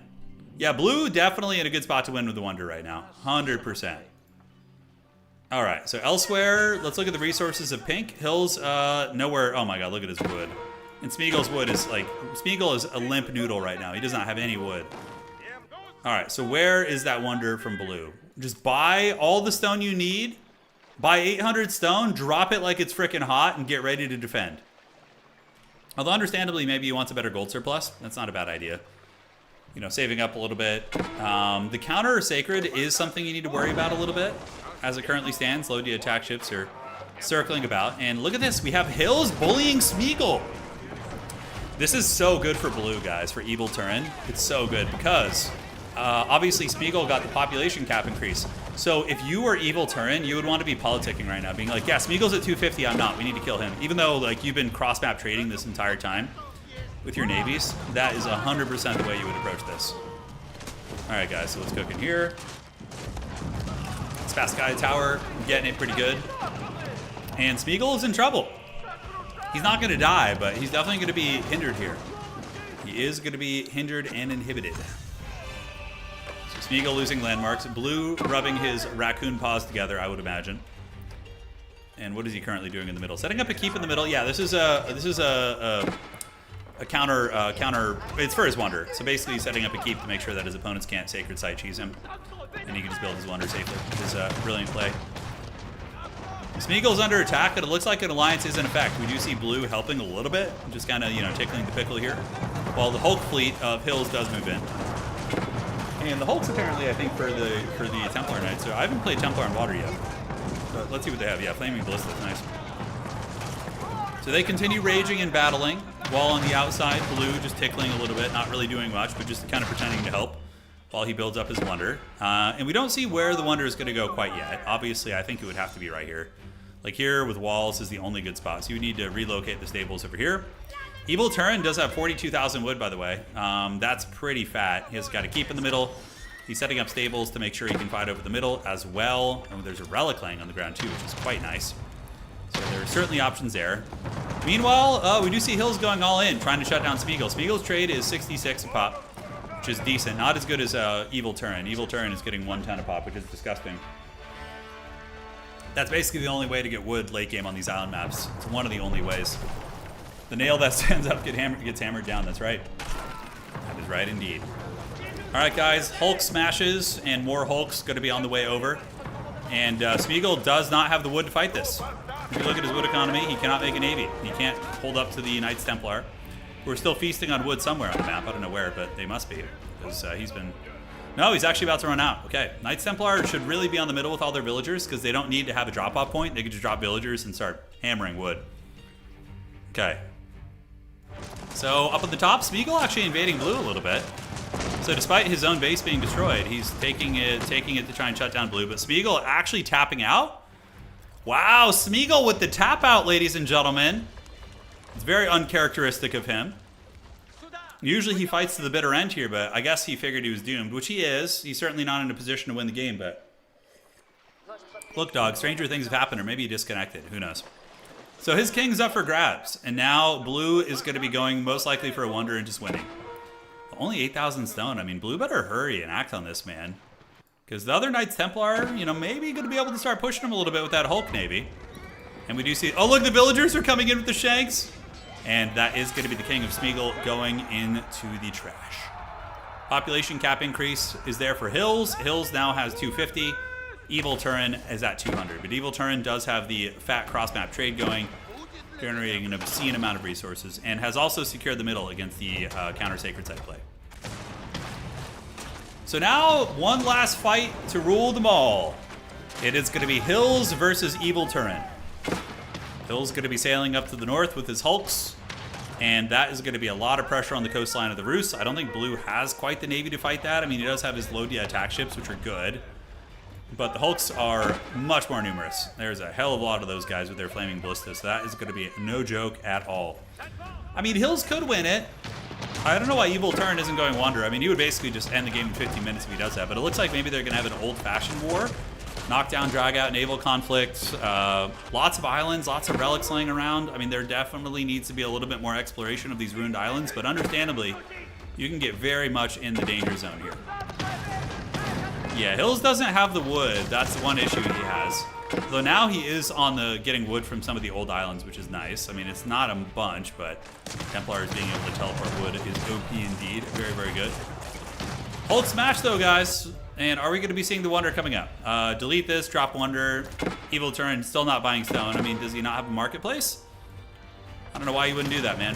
Such a win con. Oh, that's Evil Hills, by the way? Okay. Is it an imposter? We have another imposter here. All right, guys. So, generals gathering in their masses, just like witches at black masses. There are no sorcerers of death's construction in this game, but that is a hell of a fleet there from the Knights Templar. Turn 2, building a wonder. Where is he building it? It's got to be in his base. Where the heck is he building his wonder? What the hell is this? Wait, no, he's not building it down here, is he? It said he was building a wonder, didn't it? And then it got canceled? Then he canceled it and started building stone walls first. What is a wonder going to do over here? Oh my god, what the heck is this? What evil schemes is he up to? I mean, he's certainly going to lose this fight eventually, guys. Well, the horsemen do get landed on the island, but the navy here of Hills is crushing it. Really, really doing a lot of work. I mean, these are Lothian attack ships, which are quite good, but they're kind of engaging with the dreaded Reaganomics, just trickling in, trying to redistribute that wealth. Not working out so well for him here. They're getting hammered by that Hulk fleet. Okay, so here comes the Cathedral of the Tsar, setting up on the south side. Yeah, extra evil. I mean, I do not know what he's thinking with this. Like, why would you not put it on your main base where you have all the infrastructure and, you know, your Spasskaya and everything? Seems very, very risky. All right, so blue, though, is still getting it done. Okay, so maybe we're going to see Evil Turn win the naval conflict. And if Evil Turn can win the naval conflict, it won't even matter where his wonder is, because Hills won't be able to escape his rat's nest. Now, Hills trying to make his way across the map, but the Rus Navy is numerous, and he has a lot of boats, guys. Yeah, okay, I think that's GG probably, guys. Win from Cardboard League to conquer. Nice. Yeah, I think the Rus just won the game. I think that Evil Turn is going to get it. Because he's just crushing everything that Hills is producing. And now Hills is the one doing the Reaganomics, and he has no wood left. So Hills is basically dead. This Wonder, I mean, yeah, what's going to be able to contest that? He only has 9 villagers building the Wonder. Oh my god, it's taking so long. It's taking so long. But yeah, I don't think Hills is going to be able to escape. The Rus Navy is just superior. There's way more of them. And the Hulks are being dragged down, dragged into the pits of hell. And he's going to be embargoed. What's going to happen is we're going to see Blue surround his island, kill everything he loves on the coast, force him to being a rat back here, and that is going to be all she wrote. So despite the fact that this is taking like 45 minutes to build this Wonder, I think our victor in this game has emerged. If I could get like a coat hanger and pull Hills off stage right now, I probably would. Because, yeah, there's no way in hell he's going to get this. I mean, you could try, maybe do like some stealth shenanigans since it's so poorly defended. Like, if you just land, like, 8 horsemen here, they'd be able to shut down this Wonder. Like, anything would shut down this Wonder. Alright, so big Navy on its way in. Hammering the coastline. We do see the horsemen here doing a little bit of torching, but they're going to be... This is their new home. This is their new island here. Those horsemen not going to be able to leave. No, it's nice Templar versus Rus right now. Sacred side is secured, and it looks like there's an extra wooden fortress being built there to make it extra secret and extra safe. There is another game after this, yes. We're going to do 3 games today. We got one more match after this. We are going to be doing it. The Cathedral of the Tsar. Soon to be finished. Going to need to finish these walls as well very, very quickly. And complete naval dominance coming in here. Although I do love these little gremlin plays. Hills loading up the transport ship. Going to be taking some vills the long way and trying to set up on the island. Which, look, I mean, he might be able to get it. Evil Turn, though, needs to immediately set up infrastructure here and get a bunch of stables and, you know, siege workshops and all that business to defend your island with. That is for sure. Otherwise, he could lose it to just, like, a stiff breeze, you know? Does have 6,500 HP, but yeah. Very, very sketchy indeed. I'm going to be casting. My hands have really been hurting a lot lately, so I'm trying to take a break from gaming for these couple days. Yeah, I mean, I'm obviously still here, but I'm going to be resting the hands today, guys. Just casting games. Alrighty, so we do see the Mission Impossible, the Spec Ops villagers creeping around the outside, but even if they get there, why are the Rus not fully punishing him here? They're letting him do things. Like, the Rus should be really, really just finishing off his island. Looks like Evil Turn has pulled a lot of his Navy over here. And he could just surround this island with Navy as well. That's a very viable play. Stables and siege workshops are going to end up coming up here. The disrespect to Serona and Hills for dropping a Wonder on Serona's island. Yeah, it's true. It's very true. A little bit of disrespect going on here. But friendly disrespect, of course. Yeah, he's letting Hills escape the island with a handful of villagers. And looks like Hills maybe going to be able to come around and do a Spec Ops drop. I mean, you could drop here. I would imagine the units are going to start getting built very, very quickly. A lot of the stables are being built slowly but surely. The walls have now been finished. The villagers are now going to be popping out to help get these. Yeah, it sounds good there now. Sounds good. All right, folks. I think this game is decided. The Wonder has been up for probably about 2 minutes now. Yeah, about 2 minutes, a minute and 30 seconds, give or take. Blue can basically just do whatever he wants. He could also just surround this island with a huge navy, and that would pretty much accomplish the same thing. The island is basically small enough that you could defend it with a navy. You wouldn't even need like a ground force, really. Although having a ground force is always good. You like the thumbnail? Yeah, no. Beverly Hills Ninja was great. Yeah, it's an OG, man. Classic 90s stuff. Hill's losing some landmarks here, and his coast is slowly being cleared out by some of the Lodiya attack ships. So we do see the barracks being taken to Pound Town, archery ranges as well. And the attack ships are on their way over here too. But the Spec Ops mission is in full effect. Homie is going to get 50 siege workshops, probably get like 12 trebuchets and try and land. Although he should be ready for this. Evil Turn should be aware of this being an opportunity that his opponent does have. More and more stables are being built. Like, I honestly see a place where this... excuse me. I see a place where this wonder could be killed. I really do. Like, this incursion here, it's got to be Trebs, right? Trebuchet drops are really, really good at sniping island wonders. And I think he has his ships patrolling, but wouldn't it be funny if, like, his opponent, like, learned his patrol patterns and was like, all right, we got 30 seconds before he patrols back this way, like in every single action movie ever. All right. Tonight's Templar are turtled up in their base, defending his ruler. But look at that, we see all the Genoese as well as the Schlachka Cav hanging out right there. 12 minutes to wonder victory. Is it going to be Trebs? He's not building Trebs yet. And we do see a gold. Does he not have the resources to even build them? He does have some wood. Okay. So he doesn't have any gold, so he can't build trebuchets right now. Oh, no. Splinter Cell moment. Yeah. Oh, I remember that. That's all right. The last of the docks are being taken to town. He does have his nice little island economy over here. And the trebuchets are going to be getting built as soon as he can afford them. Evil Turn gathering his navy here. And remember, there is a 5-minute delay, so it's not like they're able to snipe and see this. And, yeah, he's got a transport ship ready to take the boys over when they eventually do build. And the Bruce were able to bash the last of the coastline docks, or at least they're going to. This last one here is soon to be in trouble. I mean, basically, Evil Turn can do whatever he wants now. He can do any sort of an evil scheme. Okay, one sec here. Kyrie, that not necessarily. Somebody else said they were going to host, so you gotta stand by, dog. You gotta wait and join the other lobby. I had somebody up queued up already. All right, so pilgrims trying to make their way off the island. If only the troops could jump in the boat with the pilgrims here. If only they could. Imagine being able to ride with the pilgrims. I guess it's like a little tiny boat right there. Well, we'll have to see. All right, guys. Counterweight trebuchets lurking in the shadows. We do see the boats blasting the villagers who seem to be queued onto the shore, which is kind of strange. I don't know why he's spending that food here. Hills is making some trebs.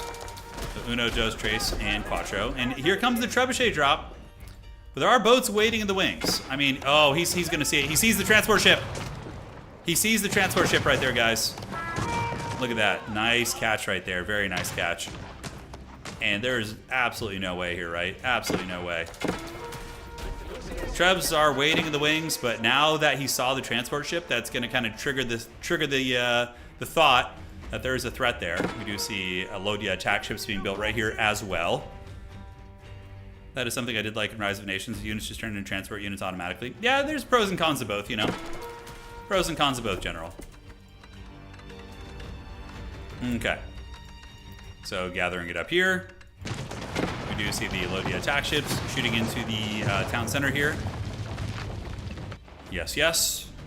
And it's basically just playing whack-a-mole here. I'm surprised he hasn't tapped out yet. I mean, I don't know what chance he has. I think he wants to make one attempt at the landing. Gonna be setting up a dock here and trying to squeak by. Like one last attempt at it, which I respect. I respect the grind there. But even if he gets it, what does it mean, right? Like you're just an island rat here. You got nothing. Completely hemmed in.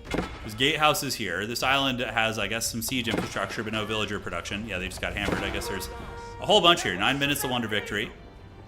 And it looks like Evil Turn is going to be squeaking out the win here.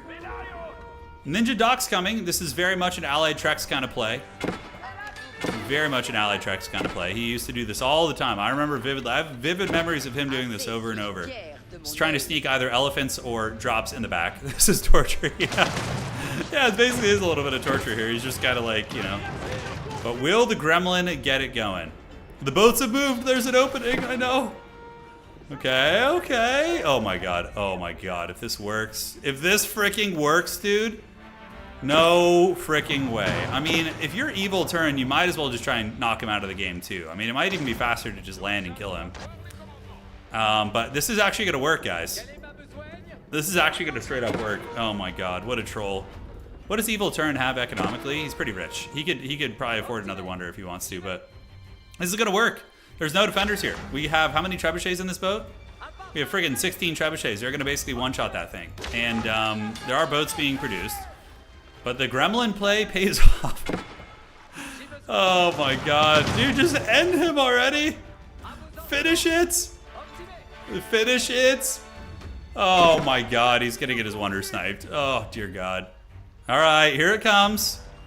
So Evil Turn's going to get his wonder sniped here. That's going to go down. Dude, look at that. Oh no. One shot. Oh, dude, it's so haggard, bro. No arrow slits on the docks either. Yeah. Oh man, that's some troll ass shit right there, guys. All right, where's he going with those trebuchets now? And I would imagine Blue is gonna go for the kill now and just try and finish him off. That's got to be the play. I mean, dude, he is a rat in a cage, bro. He's Billy Corgan right now from Smashing Pumpkins. He's the rat in the cage. Yeah, so Bertrand is here. I mean, there's not a lot more to analyze or give you guys. I mean, if Hills can find a way back in this game, I would be flabbergasted. I don't think that's going to happen, and we do see a lot of stables being built here. Evil Turin is building more stables here for some reason. If he just lands like 20 artillery pieces here, he would just be able to steamroll and end the game. We can't fast forward, obviously. Is the game over? Does anybody know if the game is over? Or are we here for all eternity? Is this gonna be the legend of Big Cranny? Once again in the deep, plus 20 minutes of the game. Yeah, I mean, basically. Because he's trading, but he's not invading. I mean, could have gone for Sacreds. There was a lot of win conditions for Evil Turin. He does have a huge navy, and he's just surrounding this island. He does have the ruler trapped. Is he going to make military now and land? We don't see it. I mean, Evil Turin he only has 200 supply. Do you think he's going to build a wonder in the exact same spot? Please, no. No, oh my god, he's buying stone. No, the game is not over yet? Are you serious? Oh my god, dude, he's buying stone. Oh god, just shoot me, dude. This is just such suffering. This is a Big Cranny all over again. We have like a Bronzodia duel and they're not able to finish each other. Why are you like this? Why don't you just go kill him? Look at this. Look at him just sitting here. You know, look at him hanging out. Davok says, I hate both of these players. I love that. How did we get into a bronze off? The Big Cranny game is like 3 hours. We're nowhere close to that yet being the key word, guys. It's only a 5-minute delay. That's right. Oh, and nobody's like getting the relics or anything or playing the sacred sites. Like there's so many win conditions that could be broached. That's just not happening. Upload the ending as a separate video. I know. I'm tempted. I'm very tempted to even just start a new game because this game is over. It's just a matter of how long it's going to take. You know, like look at this shit. He's just being farmed here basically. And he's just randomly queuing villagers over to the coast, by the way. Looks like the Templar headquarters here is going to be getting it, but see the trebuchets grabbing what they can. A new fortress being set up here. Oh, God, dude, please. Are you really going to buy all that stone? Just raw dog it? Like 6,000 gold's going to field you like 1,000 stone right now. Like 800. I think this game is just straight over. There's no way. There's absolutely no way. You want to see this one end? All right, we'll see. We'll give him another like 10, 15 minutes, and then we may just need to move on to the next one. Because this is just, I don't know if he's trolling. Like, because you could end this game way quicker. I mean, look at your opponent. He's just such a gremlin. You land all of your ships right here, okay? All your ships right here, okay? And then you land a navy right here, or your military, your siege, whatever, and they can't attack you because your navy will obliterate them. Man, I'm already dead. Yeah, he's just killing the general's base over here. That's right. All right. Fast forward now. Oh, it's over. It's finally over. All right. Well, we're staying the course, so we can fast forward now that the game is officially over. We're getting there. Do we see another wonder being? I love how he builds wonders with like 8 villagers too. That's my favorite part. But it looks like Evil Turin is going to be getting the victory here, most likely. Unless there's a disconnect or something. Let's see. Okay, so a little rat plays here and there. Going for a desperate snipe on the king wouldn't be a bad idea for Hills, but I don't think he's going to be able to get there. Oh, no way. No freaking way. No way. Oh, my God. Oh, my God, no. Hills is going to get this? He did do it. I didn't notice. He had a transport ship there. Oh, my God. Yaroslav is in trouble, ladies and gentlemen. Oh, he's getting trebucheted. Oh, my God. It's happening. Oh, no, he didn't notice this. Now he's running. Now he's running. Oh, my God. Look at the traps. They're trying to shoot him. There's only one way out right here, guys. Oh, shit. Hills gets the victory. Oh, that's what he gets for toying with his prey, dude. Evil Turn could have gotten him earlier, but he didn't. Oh, my God. That's so haggard. Oh my God, no, that did not just happen. Oh. The haggard Trebs. Blue deserved it, he did. Oh my God, dude, I can't believe that went down like that. Oh my God, bro, that was so bronze. Jeez Louise.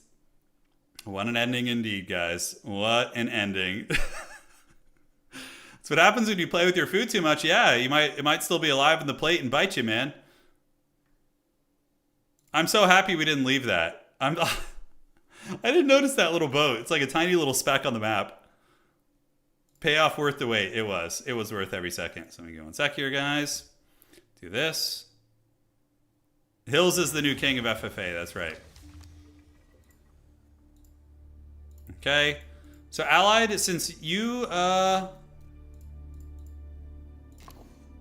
So what we're going to do is...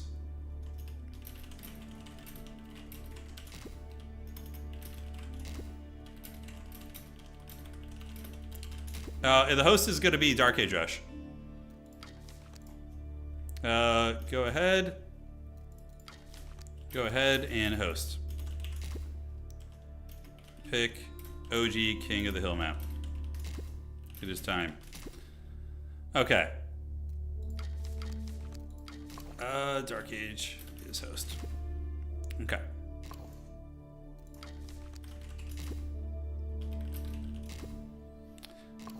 So, ladies and gentlemen, we have one more FFA. Dark Age Rush is going to be the host because he hasn't played in one yet tonight, and he messages me before everybody else. He is doing King of the Hill. Conqueror players wish they could be this entertaining. I can't believe that worked. See, the old boomer still has some fight left in him. That's right, Hills. I can't believe you won that. That was just insane. That was absolutely insane. I thought you were dead in the water, man. I was getting ready to leave. That game was so haggard, but somehow you did it. So, King of the Hill, the actual map. We're doing the King of the Hill map, which is very fun. Blue dies holding up about 130k research. I wonder who Evil Turn was. Who was the villain? He did very well, honestly. He had that game. He just got greedy. You know, he was toying with his food a little bit, as we said. Hey, thank you guys for following. I see some new followers. Thank you guys. Appreciate it. Well, it's time, folks. Let's get another glorious Age of Empires battle going. And tomorrow I'm going to be trying to stream earlier in the day. Hopefully my internet will hold up. I don't know if they've fixed it yet. We're going to find out tomorrow, and I'll be very salty if they didn't. Perfect. Let's do this. Okay. And 1 sec, guys. There we go. Where are you at?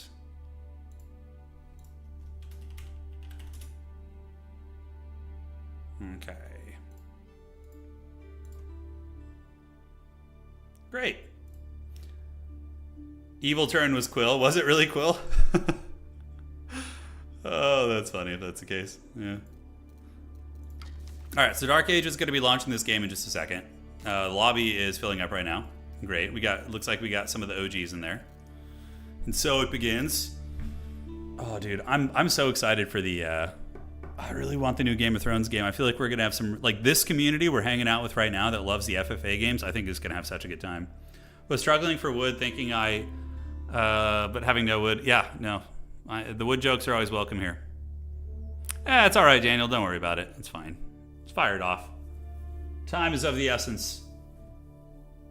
It is time for FFA.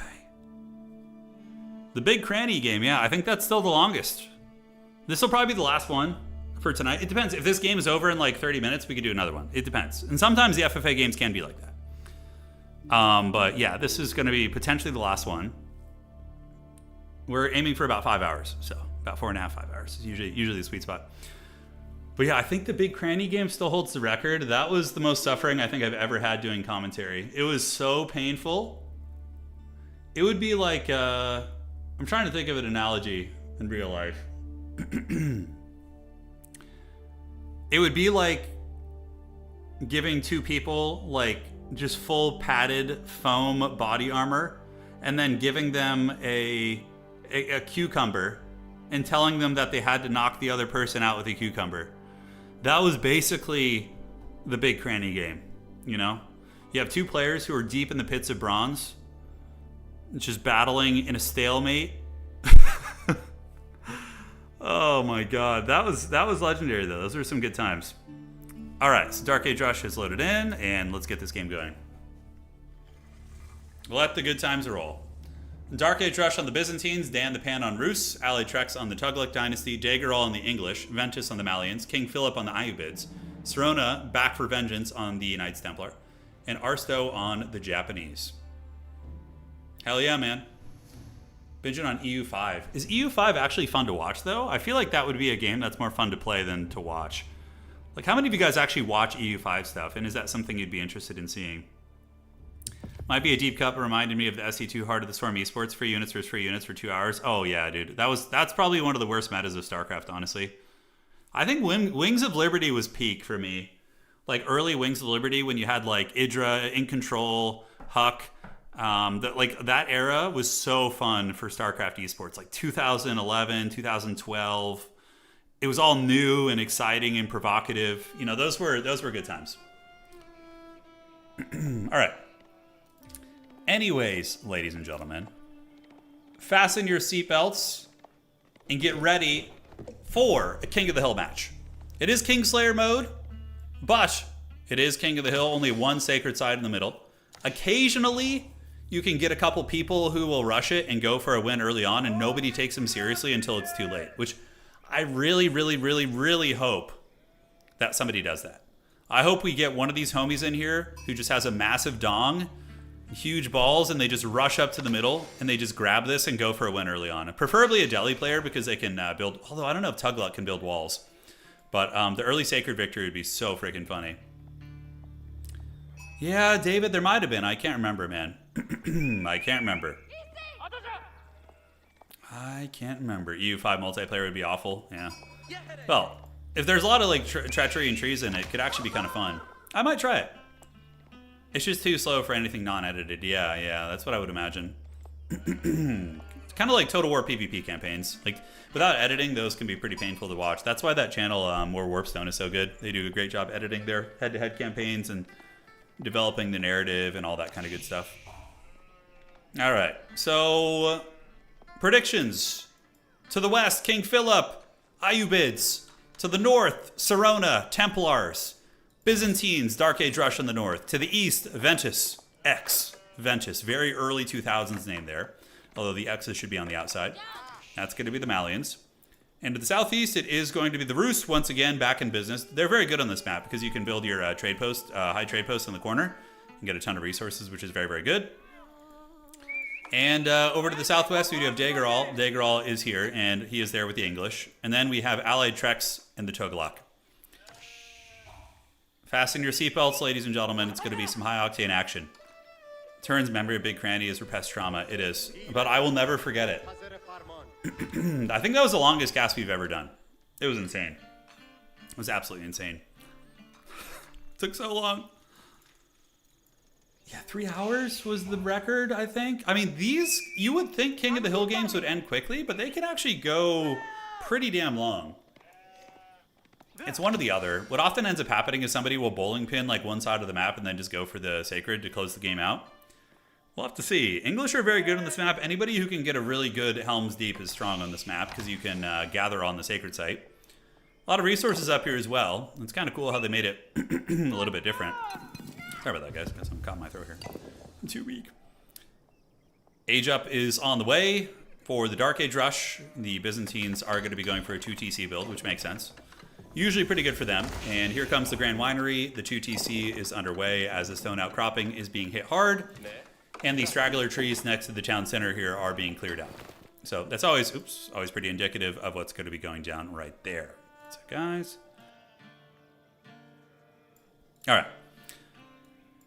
So we do have the Grand Winery for the Byzantines. To the southwest, Sorona, Knights Templar, going to be aging up with the Principality of Antioch. Melee units gain 15% damage. Gotta love it. Scales really well with the Polish cavalry in the late game. If you go with the Szlachta Cav, you're able to get them 15% damage, and it does quite a bit of work.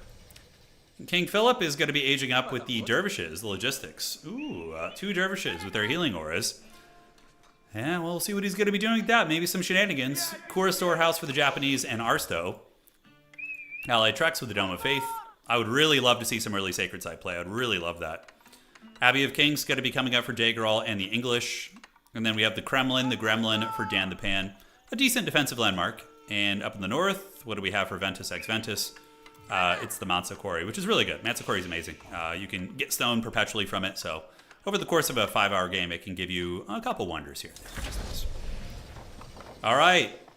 The Sim City in the middle is very fun. I do enjoy it as well. Dylan, I think it's a great time to see it. Allied Trex reaching Feudal Age. And I know we're going to be seeing the early Dervishes. Kind of an interesting choice here, but that means if you go early Dervishes, you can, you can advance using economic wing growth, and then you can get castle rather quickly and get the Sacred Site, which is fun. Yeah, I think the best looking bases in the game are probably the Byzantine bases, between the kind of tile aesthetic that they have in tandem with the aqueducts. I think the cities look really, really good. Yeah, Bill, I think I'll go back to do some Age of Mythology, maybe even this week, because I know they added another mythos, didn't they? Since last I've looked. Yeah, Raymond, ask me on a Warhammer stream, and we can go into that in more detail. We will do it for you, man. Manzikori is here.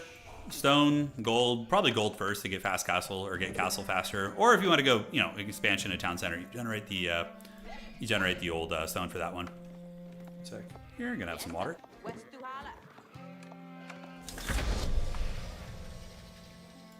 Goddamn, happens every time. All right, you Stick. You need to go back and watch the end of the last game.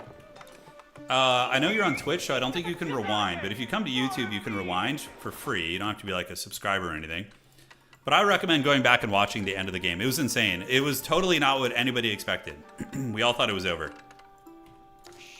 All right. So no violence yet. This map is pretty close quarters. You're very close with your neighbors, and you don't have any very fortuitous terrain features that can obstruct engagements. It's very much like a fast castle, I'm going to get a bunch of cavalry and just blitz you and run you over kind of map, in my experience. Most of the games we've seen on this map, we've seen a lot of Holy Roman Empire wins with the fast castle burger rushes. They're very strong. The Gremlin, I like the Kremlin being built here. It counts as a fortress, and is he going to be cutting out a portion of wood in order to get his hunting cabin back here? I don't know if he'll have it done quick enough, but that is very, very good. Elsewhere, no shenanigans, no Dark Age rushes. We don't have the general coming in with his Dark Age horsemen this game.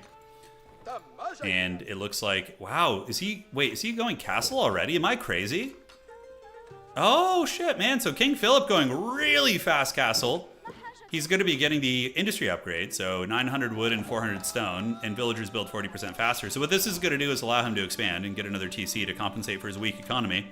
And then he's going to be grabbing all of these relics, which I love. Is he going to grab the Sacred Site too? That'd be so funny. Yeah, so he's going to get 2 relics out of the gates. I like this build. I think it's kind of cool. Because, yeah, 400 stone and 900 wood basically equates to an instant expansion. How much stone is it on the age up here? Let me see. It's 400, so it's enough for one town center. Okay, you got it. Looking elsewhere, we do have the floating gate. So the Yorishiru will be coming to generate Japan rapid infantry or cavalry. Okay, yeah, that's what it's going to be. Arso is doing the meta 1v1 Japanese build, which is floating gate into the stable. And what that does is you put the Yorishiru in the stable and you can start just spamming out an unholy amount of mounted samurai very quickly. You get the armor upgrade at your forge, which of course Japan is able to do that very fast. You don't have to build a blacksmith. And you can really, really just go.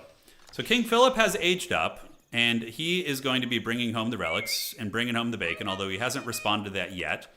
Immediately building a mosque in, whoa, okay, never mind, going military instead of 2TC, which I guess considering his Japanese neighbor is maybe a good idea. I don't know if he did a little bit of scouting, we'll have to see.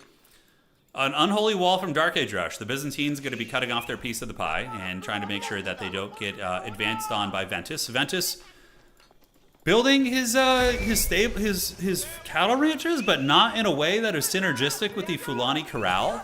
So I guess he's going to be going for the other landmark, which, to be completely honest with you guys, I don't remember the name of it. So we're gonna find out when he goes for it. Down here in the south, Dan the Pan, pretty standard stuff. He's got his Gremlin landmark here, just doing roost things and getting a lot of wood. 2TC from Daggerall on the English with the Abbey of Kings, with a mighty British king. Wouldn't it be funny if this guy died? You just actually lose because of the Kingslayer. That would be pretty great. And to the west, Allied Trex, he's just going to be chilling until he can get the... Whoa, what the hell? Oh my god, Allied rushing Arsto. I did not see this. So Allied Trex with a feudal rush. Healer elephants coming and attacking the Japanese, who of course are Castle Age. But if he loses this stable, he could die to this. Spearmen getting in, pushing back the Japanese cavalry, but some of them are going to be dying to the Daimyo Manor. Allied Trex with the frickin' feudal all in. Man, that's huge. If he's able to succeed here, that's going to put him very, very far ahead.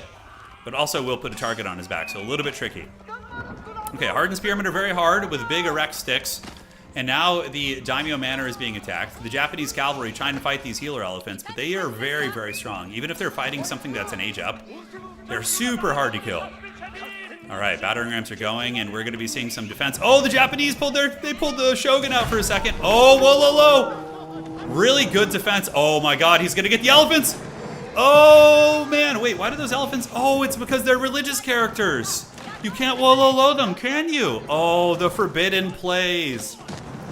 All right, so moving in are the healer elephants, and the Japanese were not ready for this at all. They're going to be hemorrhaging workers. He's going to need to rebuild military infrastructure elsewhere. His food is going to be shut down. We do see the Yumi Ashigaru now. And good micro, though. Arso has good control, for sure. Has been able to defend very effectively, kiting with the archers a little bit. And the samurai here are in okay shape. Okay. I think Allied is in some trouble now, guys. We do see the Japanese mustering a defense force, running down some of the healer elephants. Elsewhere on the map, we do see a camel all in. King Philip is going for blood. Camel Lancers attacking. And we do see the Genoese coming for our Sirona. But those are Camel Lancers, and they do also have Dervishes healing. Relics have been taken back to the old Empire, I would imagine. Did he not grab those relics in the middle? He did. He's got 3 relics right now. And he's going to be trying to take down the mighty Genoese Templars in the north. But the Genoese Spearmen coming out, and soon we're going to see Genoese Crossbowmen. Camel Lancers, pretty good units, and being healed by the Dervishes, obviously going to be much better. We'll see if they're going to be able to get the kill, but Allied Trex, back and forth fight here with his homie. The archers are kiting, and Allied is still continuing on the feudal pressure while going for the compound of the defender. So he is going to be going up to the next age here, as one archer is going to be running to its inevitable demise. Shinto Priest, Netflix and chillin', preparing to drop another Wololo if it needs to. And all is calm on the east side of the map. Blue is not really fighting. Orange is pretty chill. Looks like Ventus is just kind of playing SimCity. And the Byzantines, I love. I love the way olive trees look. I think they look really cool. Like that kind of that color is very unique, right, in nature. But I'm allergic to them. It sucks. We have one outside my house, and it's the bane of my existence. It's great. Golden Horn Tower is coming up for the Byzantine Empire, and that will give them some good pushing power. In the meantime, Allied kind of Mortal Kombat with Japan. These two are going to be very behind if they get caught in a forever war. Very, very behind. More shots from the Yumi Ashigaru as they continue picking off those hardened spearmen. Healer elephants are going to be retreating on back. All right, guys. So taking a look at Yellow and King Philip. How's his conquest going of the north? The Templars have their pilgrimages going. We do see farms being built. Barracks is going to be spamming out spearmen where they can. Sirona does have 2 TC. Looking at Sirona's eco right now, Sirona is going to be sitting at 35 eco against King Philip, who has 42. So that's unfortunate for Sirona. Sirona did lose a handful of workers in that fight during the first incursion of the Camel Nation. He's going to be able to catch up eventually, but right now, basically King Philip has every advantage against Sirona and should win the fight if they continue fighting. We'll have to see how that goes. All right. Healer Elephant's gathering. Worker Elephant going to be stealing some stone. The Tucklabad Fort being set up on the Japanese periphery. Oh, man, the backstab. Oh, man. Poor Arsto getting 2v1'd here. Camel Lancers coming in and attacking him and doing a lot of damage. And sure, they're going to be dispatched, but this is exhausting Japanese resources. And the Japanese villagers are being forced to run. And this looks really, really bad for green. Arsto being bullied here a little bit. This is interesting. Like, what is King Philip doing? King Philip is attacking in the north and attacking the Japanese here. He's certainly not making any friends. Granted, Allied here is going to be seizing on the moment. Is going to be running in with his Elephant Legion, looking to really, really butter that bread and push. Oh, got to get these villagers back. You know, those villagers out there. You need all hands on deck that you can, keeping that food economy alive. Arsto is definitely in the dregs. He is not having a good time here at all. I mean, he might be having fun IRL, but, you know, in terms of his faction, it is very, very tough. King Philip is Quill. Oh, is it? Okay, we've got a lot of that business there. The dreaded alternate accounts. All right. So, what's going on here? Healer Elephants bouncing back and forth. Japan desperately trying to hold on. Eventually, they're going to be outscaled. Oh, Sacred Victory! Oh yeah, King Philip going for the Sacred Victory. I love it. We're probably going to be seeing the end of Sirona here. I think King Philip is going to come in and finish him off. I mean, he does have a handful of veteran spearmen, but just makes an archers and you shut them down. Archers do counter spearmen very, very effectively here. Dagerol setting up a beautiful English empire with his Abbey of Kings and his mill. So eventually gold will be growing from these farms. Believe it or not. I don't know how it works, but it does indeed work. Pilgrims heading up to the middle, but they're not going to be able to pray because the sacred site belongs to somebody else. It would be hilarious if everybody just forgot about the sacred site, by the way. You know, that is one way that it could be won. If we were to see King Philip right now head to the sacred site, entrench it, he might win because nobody would take it seriously. It's very much a game of like the boy who cried wolf in this map. Sometimes you'll get people getting sacred victories out of the blue. It's like Nolosi did that one time in the Age of Mythology tournament we had, where it was a FFA tournament. It happens fairly often. Some good water right there, guys. All right, gathering up. We got the battering rams heading to the north. This is about to be the end of Sirona. Nobody's died yet, and we do see Allied Treks going hard, but this Japanese player, Arsto, is a Chad. I mean, he's holding very well considering he's been getting 2v1. But now Allied has the Amir Warriors coming in and has a Tucklabad Fortress right in his base, which is going to be farming a ton of his units. And yeah, the Spearmen being dispatched very well. Obviously, King Philip is a high-level player. I think it's somebody we know playing under a different name here. And yeah, the battering rams going to take down the town center. The archers are going to massacre all the spearmen here. And yeah, this is like some Conquer level micro right now. The way he's playing and, with the archers and yeah, just kind of cycle charging with the cavalry. It's very, very good. More massacres going down here as the veteran spearmen do get annihilated. He's going to probably try and dart his king out to get to the other town center, which unfortunately for him is filled up with villagers right now. Okay, the king's out. The king's out. Is he going to make a run for it? Oh, does he got the wheels? Oh, man, King Philip not paying attention. Oh, that would have been such a free kill. He reacted too slow, ladies and gentlemen, and it looks like Hughes de Pains, the Crusader, is going to be heading up to the north here as the last army of Sirona is dispatched. Allied Treks still not able to get this done. I feel like, is this Arsto guy a high-level player? Because the way he's defending this, despite being 2v1, is very impressive. I'm getting the vibes that he is a good player. He's like keeping it kind of even here and really value trading incredibly well. All right, so Sirona is done for, and the ruler is back here. It's up for grabs. Wonder if anybody else is going to come and try and get this. Nope, it's not going to be the case. The archer's just going to be creeping over and looking for it. We do see King Philip heading up to the north to look for his goodies. The Tucklabad Fort, very, very troll. It's going to be picking up villagers on the farms here and also giving a spring ult emplacement too. Nasty stuff, guys. But we do see King Philip coming out to an early lead here as the other players are engaged in Mortal Kombat. Over in the east, it is going to be purple. So purple is Ventus facing off against Dan the Pan. Musofati Warriors do get a bonus for his heavy. So they're going to be absolutely wrecking these Roost Knights who are heavy. And they are able to cut through them pretty effectively, although the Roost do have archers. And Musofati are very weak to archers. They have like no ranged armor whatsoever. So yeah, nice play. Dan the Pan able to hold back the incursion coming in from the Malians in the north. What I suspect is going to happen next, though, is yellow is going to steamroll to the south and probably finish off the Japanese, which, you know, has been doing a very good job holding here, but yes, we will see. All right, guys, gathering up. We have Camel Lancers, the Lancelots, getting ready to come down here and party. I think if King Philip gets another kill, he could run away with this game. I would love to see a Sacred Victory attempt. Like, at this point, King Philip, why not just go up here and build, like, a bunch of wood walls around this shit? Although, I don't know. Yeah, it looks like Dark Age Rush is taking it seriously, so never mind. Yeah, that was just a fantasy. All right, battering rams are being built by the Japanese, but the Japanese about to be turned into a sushi roll here, as they are getting surrounded very, very heavily by Camel Lancers, and Allied Trex is keeping that siege engine going. But Allied's economy sucks pretty bad. It's not very strong. Yeah, he's got 41 eco and, like, no military. I don't know why it says he has no military when these Emir warriors are here.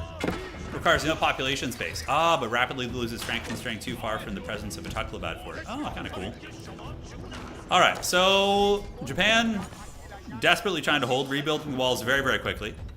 Looking around the map, we do see the middle is going to be decapped here, so that is going to be Dark Age Rush decapping this. The war is being won here by Dan the Pan. So Dan the Pan marching on Ventus, torching his cattle farms, and it looks like the Rus were victorious in those skirmishes, losing too many of the Musafati warriors. They kind of got chopped up there. And as we do see the villagers now taking casualties, the cattle farms are going to be taken offline. And ladies and gentlemen, it kind of looks like another player is going to be biting the dust here. Dan the Pan showing no mercy. Heading north with his Rus Legion, while Allied Trex, is he going to be pushed back here? Is he actually going to be pushed back? And what is yellow going to be doing? Where are the camels? I think the camels are just waiting for the final hammer to fall, and then they're going to go in and maybe try and kill steal. I don't know. We're going to have to see. Up at the top, the foreign engineering company being built here by our Roman, by the Byzantines. So he's going to be Imperial Age, have a pretty good quality army. We do see Sacred Site being taken by the Byzantines as well. Dan the Pan, it's only a matter of time before he gets a kill here. Now, where is the ruler of the Malians? The ruler of the Malians, it's probably Mansa, it's always Mansa, is going to be over here. Defended by 2 keeps, so not going to be easy to take down, but the Rus will get there eventually. They're just going to keep that war machine going. They have a lot of battering rams coming, and that will be able to slowly plow through this Malian base. Now, blue, gathering an army here. Daggerall eyeing Allied Trex. That would be a bit of funny karmic justice if Allied Trex got backstabbed by Daggerall. Daggerall has got a good enough army to definitely probably defeat Allied. Allied is very raggedy right now because he's actually straight up losing to this Japanese player, by the way. So the Japanese player, recovering from the early harrying and harassment from 2 players, is absolutely chatting out of his mind here and is going to be pushing and keeping that momentum going forward. Sacred Site, obviously, you know, triggering in the middle. I would love to see an army stand up there and just threaten to get the Sacred Victory. That'd be really, really funny. Tucklebad Fort being taken down in Japan. Yeah, this guy's good. The way Arsto is microing, can somebody check his rank and let me know in chat? I feel like he's good. Like, the way he's moving and defending and, you know, actually thriving under this is very, very impressive. Yeah, Allied Trex actually has, like, no gold either. All right, so now on the other side, we do see Daggerall coming over. He is going to be bombarding these keeps down. And the Japanese were able to fully dispatch the attackers, defeating the last of the Emir warriors. And the Tucklebad Fort is going to be going. He's Diamond 1. Nice, yeah. That's good. That's solid. That's a solid rank. Diamond is pretty competitive.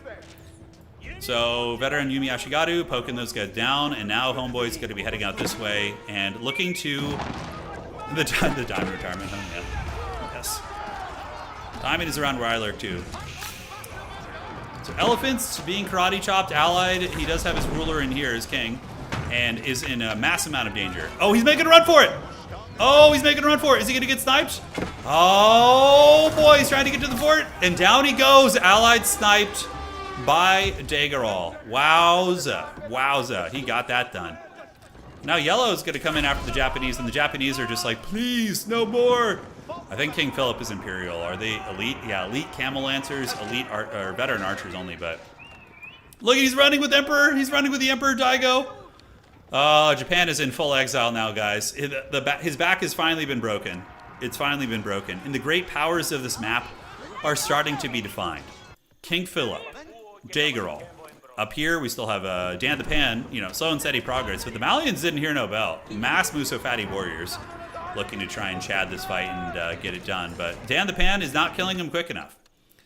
And honestly, the Sacred Victory could be in the cards. You could try a little something something there. And we are going to be seeing the end of Emperor Go-Daigo. Sayonara, oyasumi nasai. I'm trying to remember like the past tense, like how you were. Nah, I can't remember the past tense. It's been a long time. But he was very Segoya in life. Okay. Arsto with a valiant defense.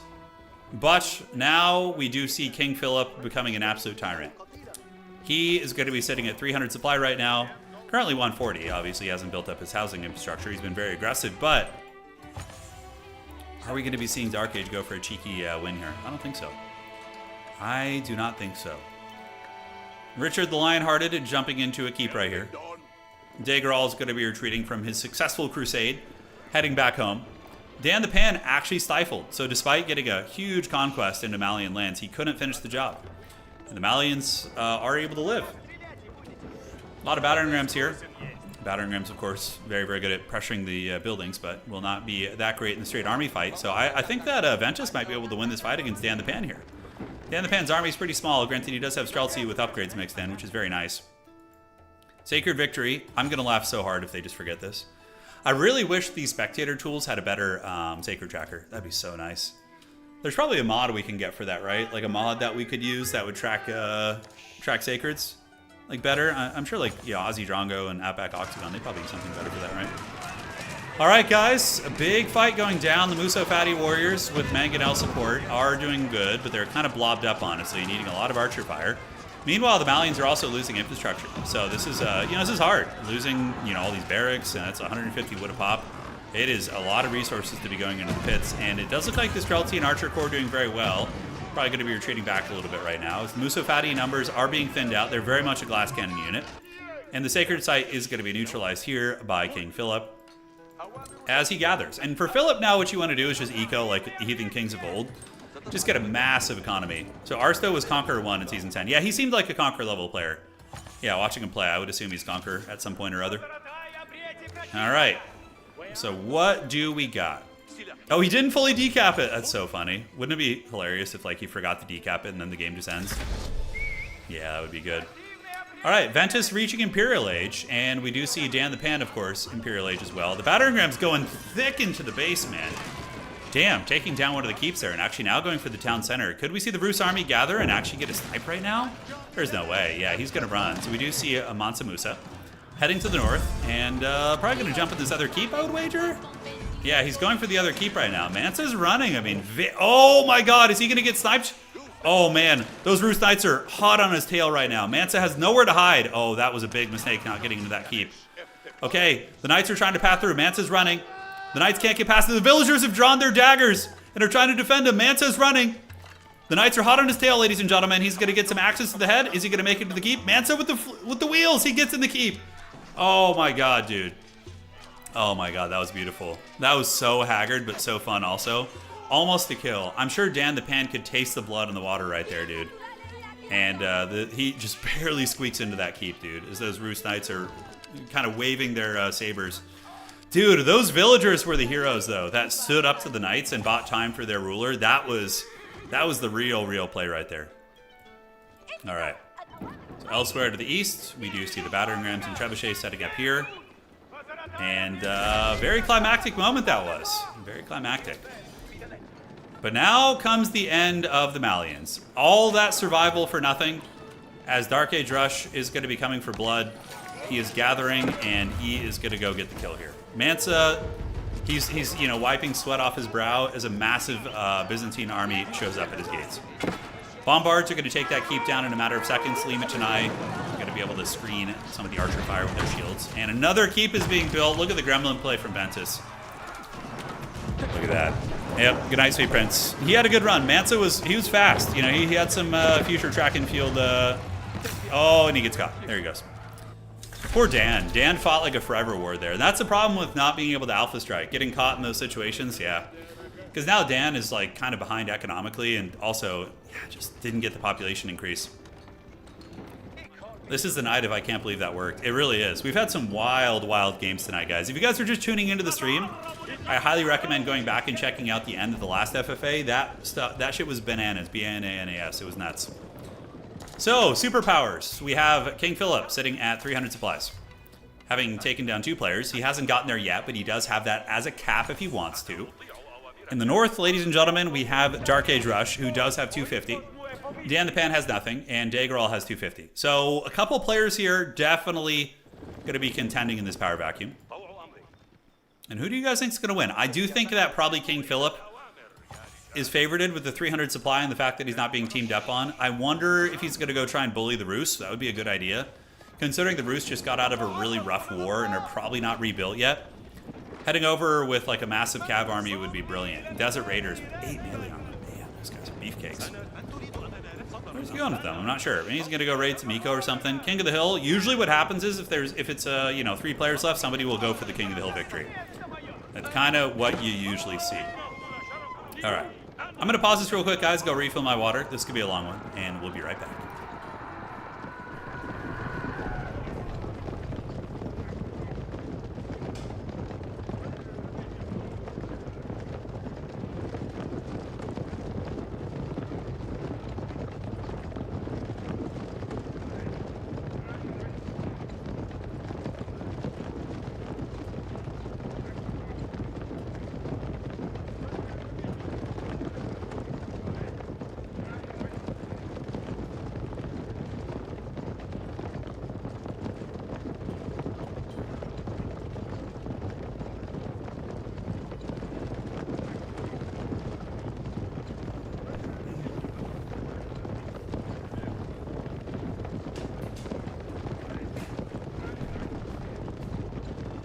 All right, I'm back.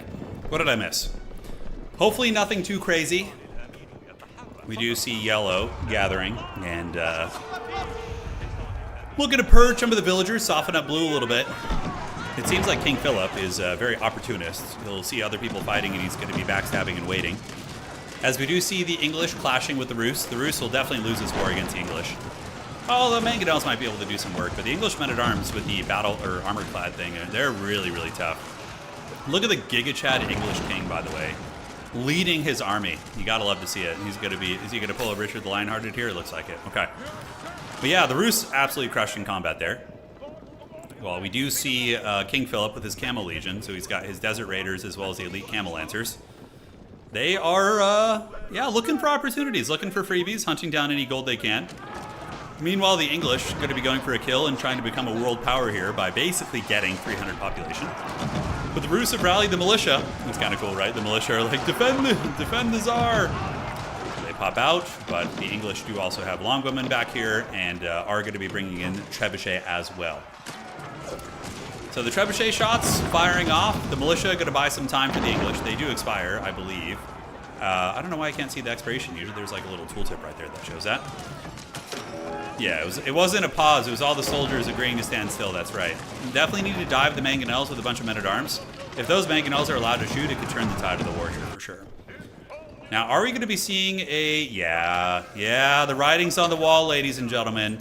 King Philip, when people start to move to the middle with all their villagers, it's really, really a red flag. So King Philip's going to save up, like, probably like 6,000 to 8,000 stone. And then he's going to build like 20 keeps up here, and he's going to make an attempt at the Wonder. But that's going to be very hard with English. English trebuchets are, they're going to be pouring out. All right, and it does look like the Bruce win the war with superior siege technology. The English did not dive them, nor do they have any cavalry, so they don't have any good tools for shutting down the mangonels. So the English are going to be forced back to their base, and Dan the Pan is going to be dragged once again to a grindy war. As it looks like the conflict here is going to be more between King Philip and Dark Age Rush. Looks like these guys are going to be clashing. Both of them do have increased populations, with King Philip having a little bit more. 62 on gold, just purging the middle of resources. About 4,000 stone there. I think it would be too risky to go Sacred with 3 other players left, but if you could backstab and bring it down to just 2 other players, I think that's when you go for it, you know? Yeah, you got to be careful when microing while somebody's defending, because if you just attack move, sometimes your archers will shoot buildings instead of the units if they're just out of range.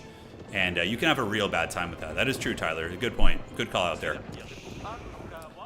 All right, so he's lurking, looking for ways to get in. Meanwhile, the Byzantines with the elite cataphracts, aka the medieval tanks, going to be butchering a bunch of his villagers in the middle. So the villager corps here of King Philip going to be paying the troll toll, and they're just mining as much stone as they possibly can before they get cut to pieces. And here he comes with his Camel Legion. And it looks like this is very much a declaration of war. These guys have kind of been semi-peaceful with one another, not like any all-out conflicts, but that was very much like, I'm coming for that booty. And now the Desert Raiders and the Camel Lancers are going to be getting set up, and it is going to be a Mortal Wombat right here. Mortal Wombat! Alright, Elite Camels charging in, and the Desert Raiders and Camels in general are going to be debuffing the Cataphracts, so the Byzantines probably going to want to switch to a different army composition. I mean, the Cataphracts are still decent, but the Camel debuffs are not a joke. They do lower the damage by 20%, but yeah, mixing in Lima Tanai, very, very good. So here comes the fight in the middle. The Byzantines going to be trying to push the Ayyubids out of the middle of the map, and the Ayyubids do flee the scene. Meanwhile, the Rus able to defeat the English with the Mangonel Death Star, and it's a mistake I've made many times with the English. I get so excited spamming the Men-at-Arms that you don't build an answer against the artillery, and it can end your career for sure. So where's the English ruler? He's down here somewhere, I think. Or did he go all the way to the corner? Wow, Berkshire Palace all the way in that corner. Jeez Louise. Dan the Pan, you know, quite the siege master this game. He has been very much Perturabo kind of guy, pushing in there and constantly not getting the credit for it, as he didn't get the kill up here. And now, I mean, he's putting a big dent in the English, but looks like he's maybe thinking about pulling back. Pressing through all this does not seem like a fun prospect, especially with a White Tower and a Berkshire Palace down there. That would take a long time to get through that. Certainly possible. Looking at the eco... Oh, Daygirl's actually almost dead in the water. If the Rus continue the siege, he's just going to be dead. He won't be able to do anything. All right, we have a good old-fashioned standoff up here. The good, the bad, and the ugly standoff. Bombard cannons, shooting down the hill. Elevation doesn't matter in this game, really. As cool as it would be, it's not Total War. In Total War, elevation matters quite a bit. But in Age of Empires 4, it matters not. That's right, the Gremlin is here. Iron within, iron without. The Iron Warriors are always fun to paint. Very easy, just spray paint silver. But yes, it is the Battle of Four Armies. There are 4 players left. The English, you know, recovering from their wounds. The Rus going to be preparing for round 2. Horsemen, Streltsy, a pretty good army composition, honestly, against these guys. The Horsemen will counter the archers. Streltsy will counter the men-at-arms. Mangonels will counter all the infantry. The Rus army composition is just straight up better. And that's why this war has been going this way. Out of the gates, the English had the advantage, but they kind of threw it by having a subpar army comp against these guys.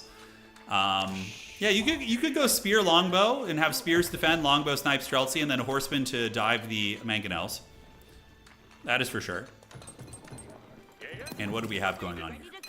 Looks like the wall's potentially going to be rebuilt, but not going to get very far with that. And those walls do get hammered down, and the Rus pour through once again. Streltsy are coming. Mangonels are going to need to be moved up manually, so Dan the Pan's going to need to do this. And Dan is going for blood, guys. He's bringing in bombards. This is an attack with intent, to say the least. All right, guys. Elite Cataphracts are going to be gathering right here. And once again, we're going to be seeing him get sniped out here a little bit. Whoa! Oh, man. Okay, is he safe back there? Is there siege? Can these guys... Oh, my God. These camels can build battering rams. Oh, dude. Oh, he could be in big trouble right now. The Byzantines... Man, he found the weakness in the armor. And here they come. The Desert Raiders and the Camel Riders are going to be on their way up. They're going to build battering rams, and this Byzantine ruler, Basil II, is in huge danger right now. We see the army coming home, but it's horrifically out of position. Brilliant tactics. And watch this. He's going to build battering rams with these camels. He must have the tech for it. Yep. The camels are getting their little hooves right now, guys, and they're just like building siege equipment. So immediately that's going to be sent in. Oh, man, are they going to get back in time? So the defenders are coming to try and save their ruler. 2 battering rams already being built. And the camel's going to be building another one. Oh my God, 3. So he's going for the walls. The villagers are going to try and repair the walls. Ah, man. He needs to get like a tower built for him or something. Villagers being sniped. Here comes the Byzantines, but they're horrifically out of position right now.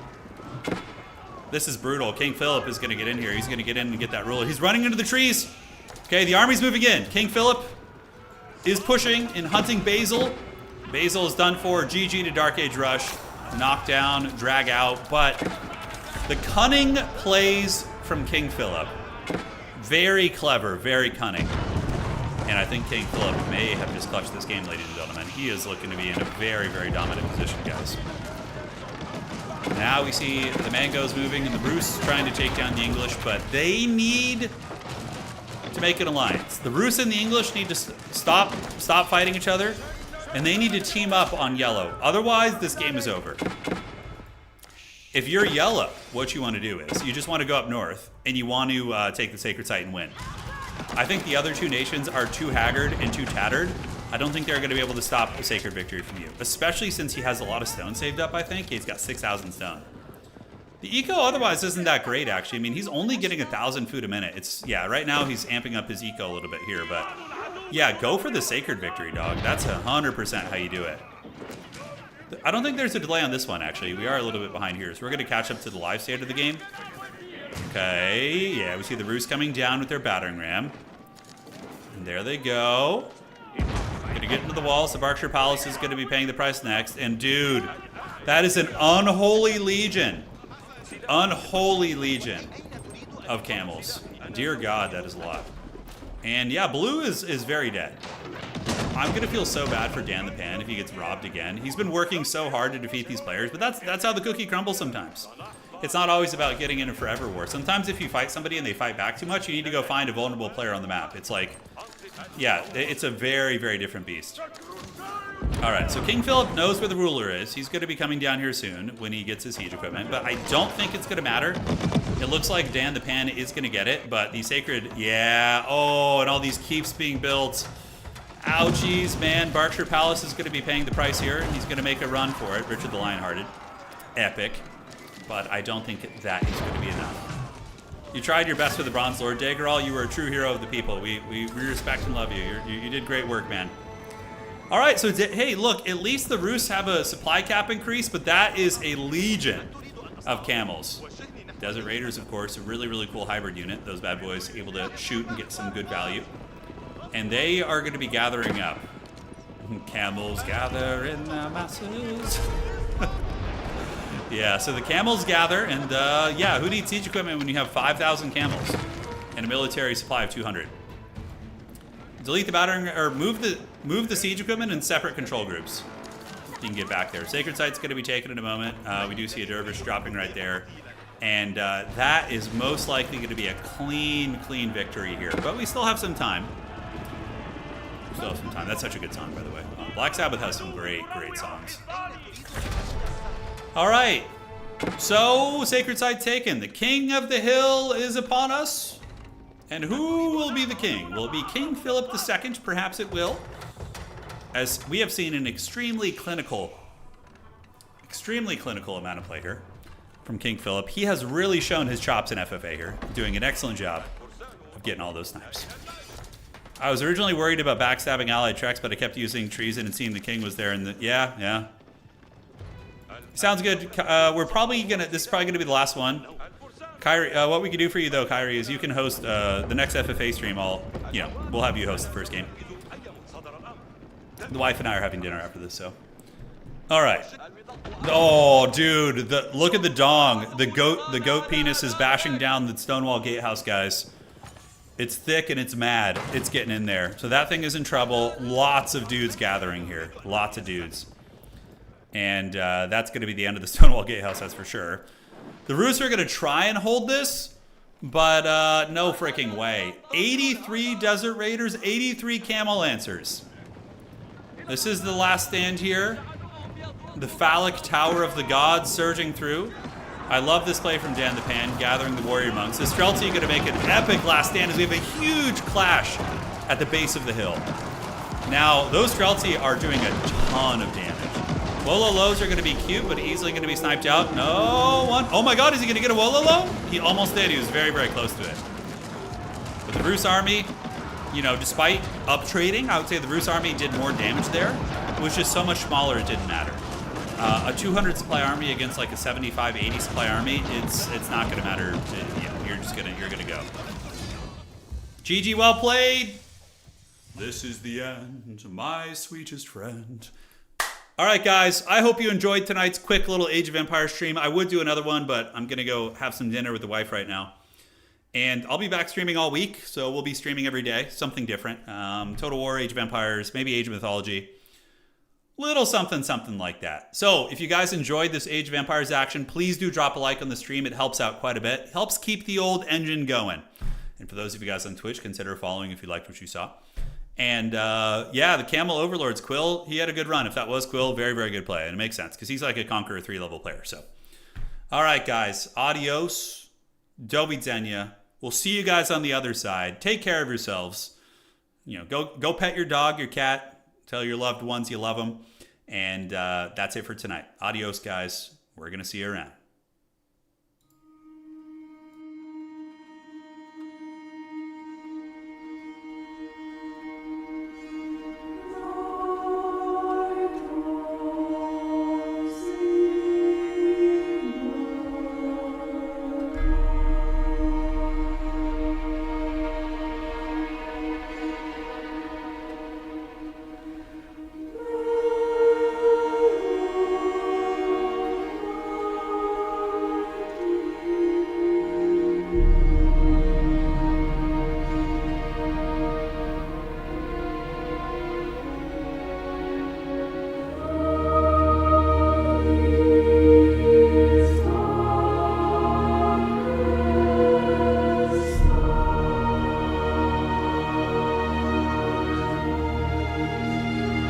Thank you.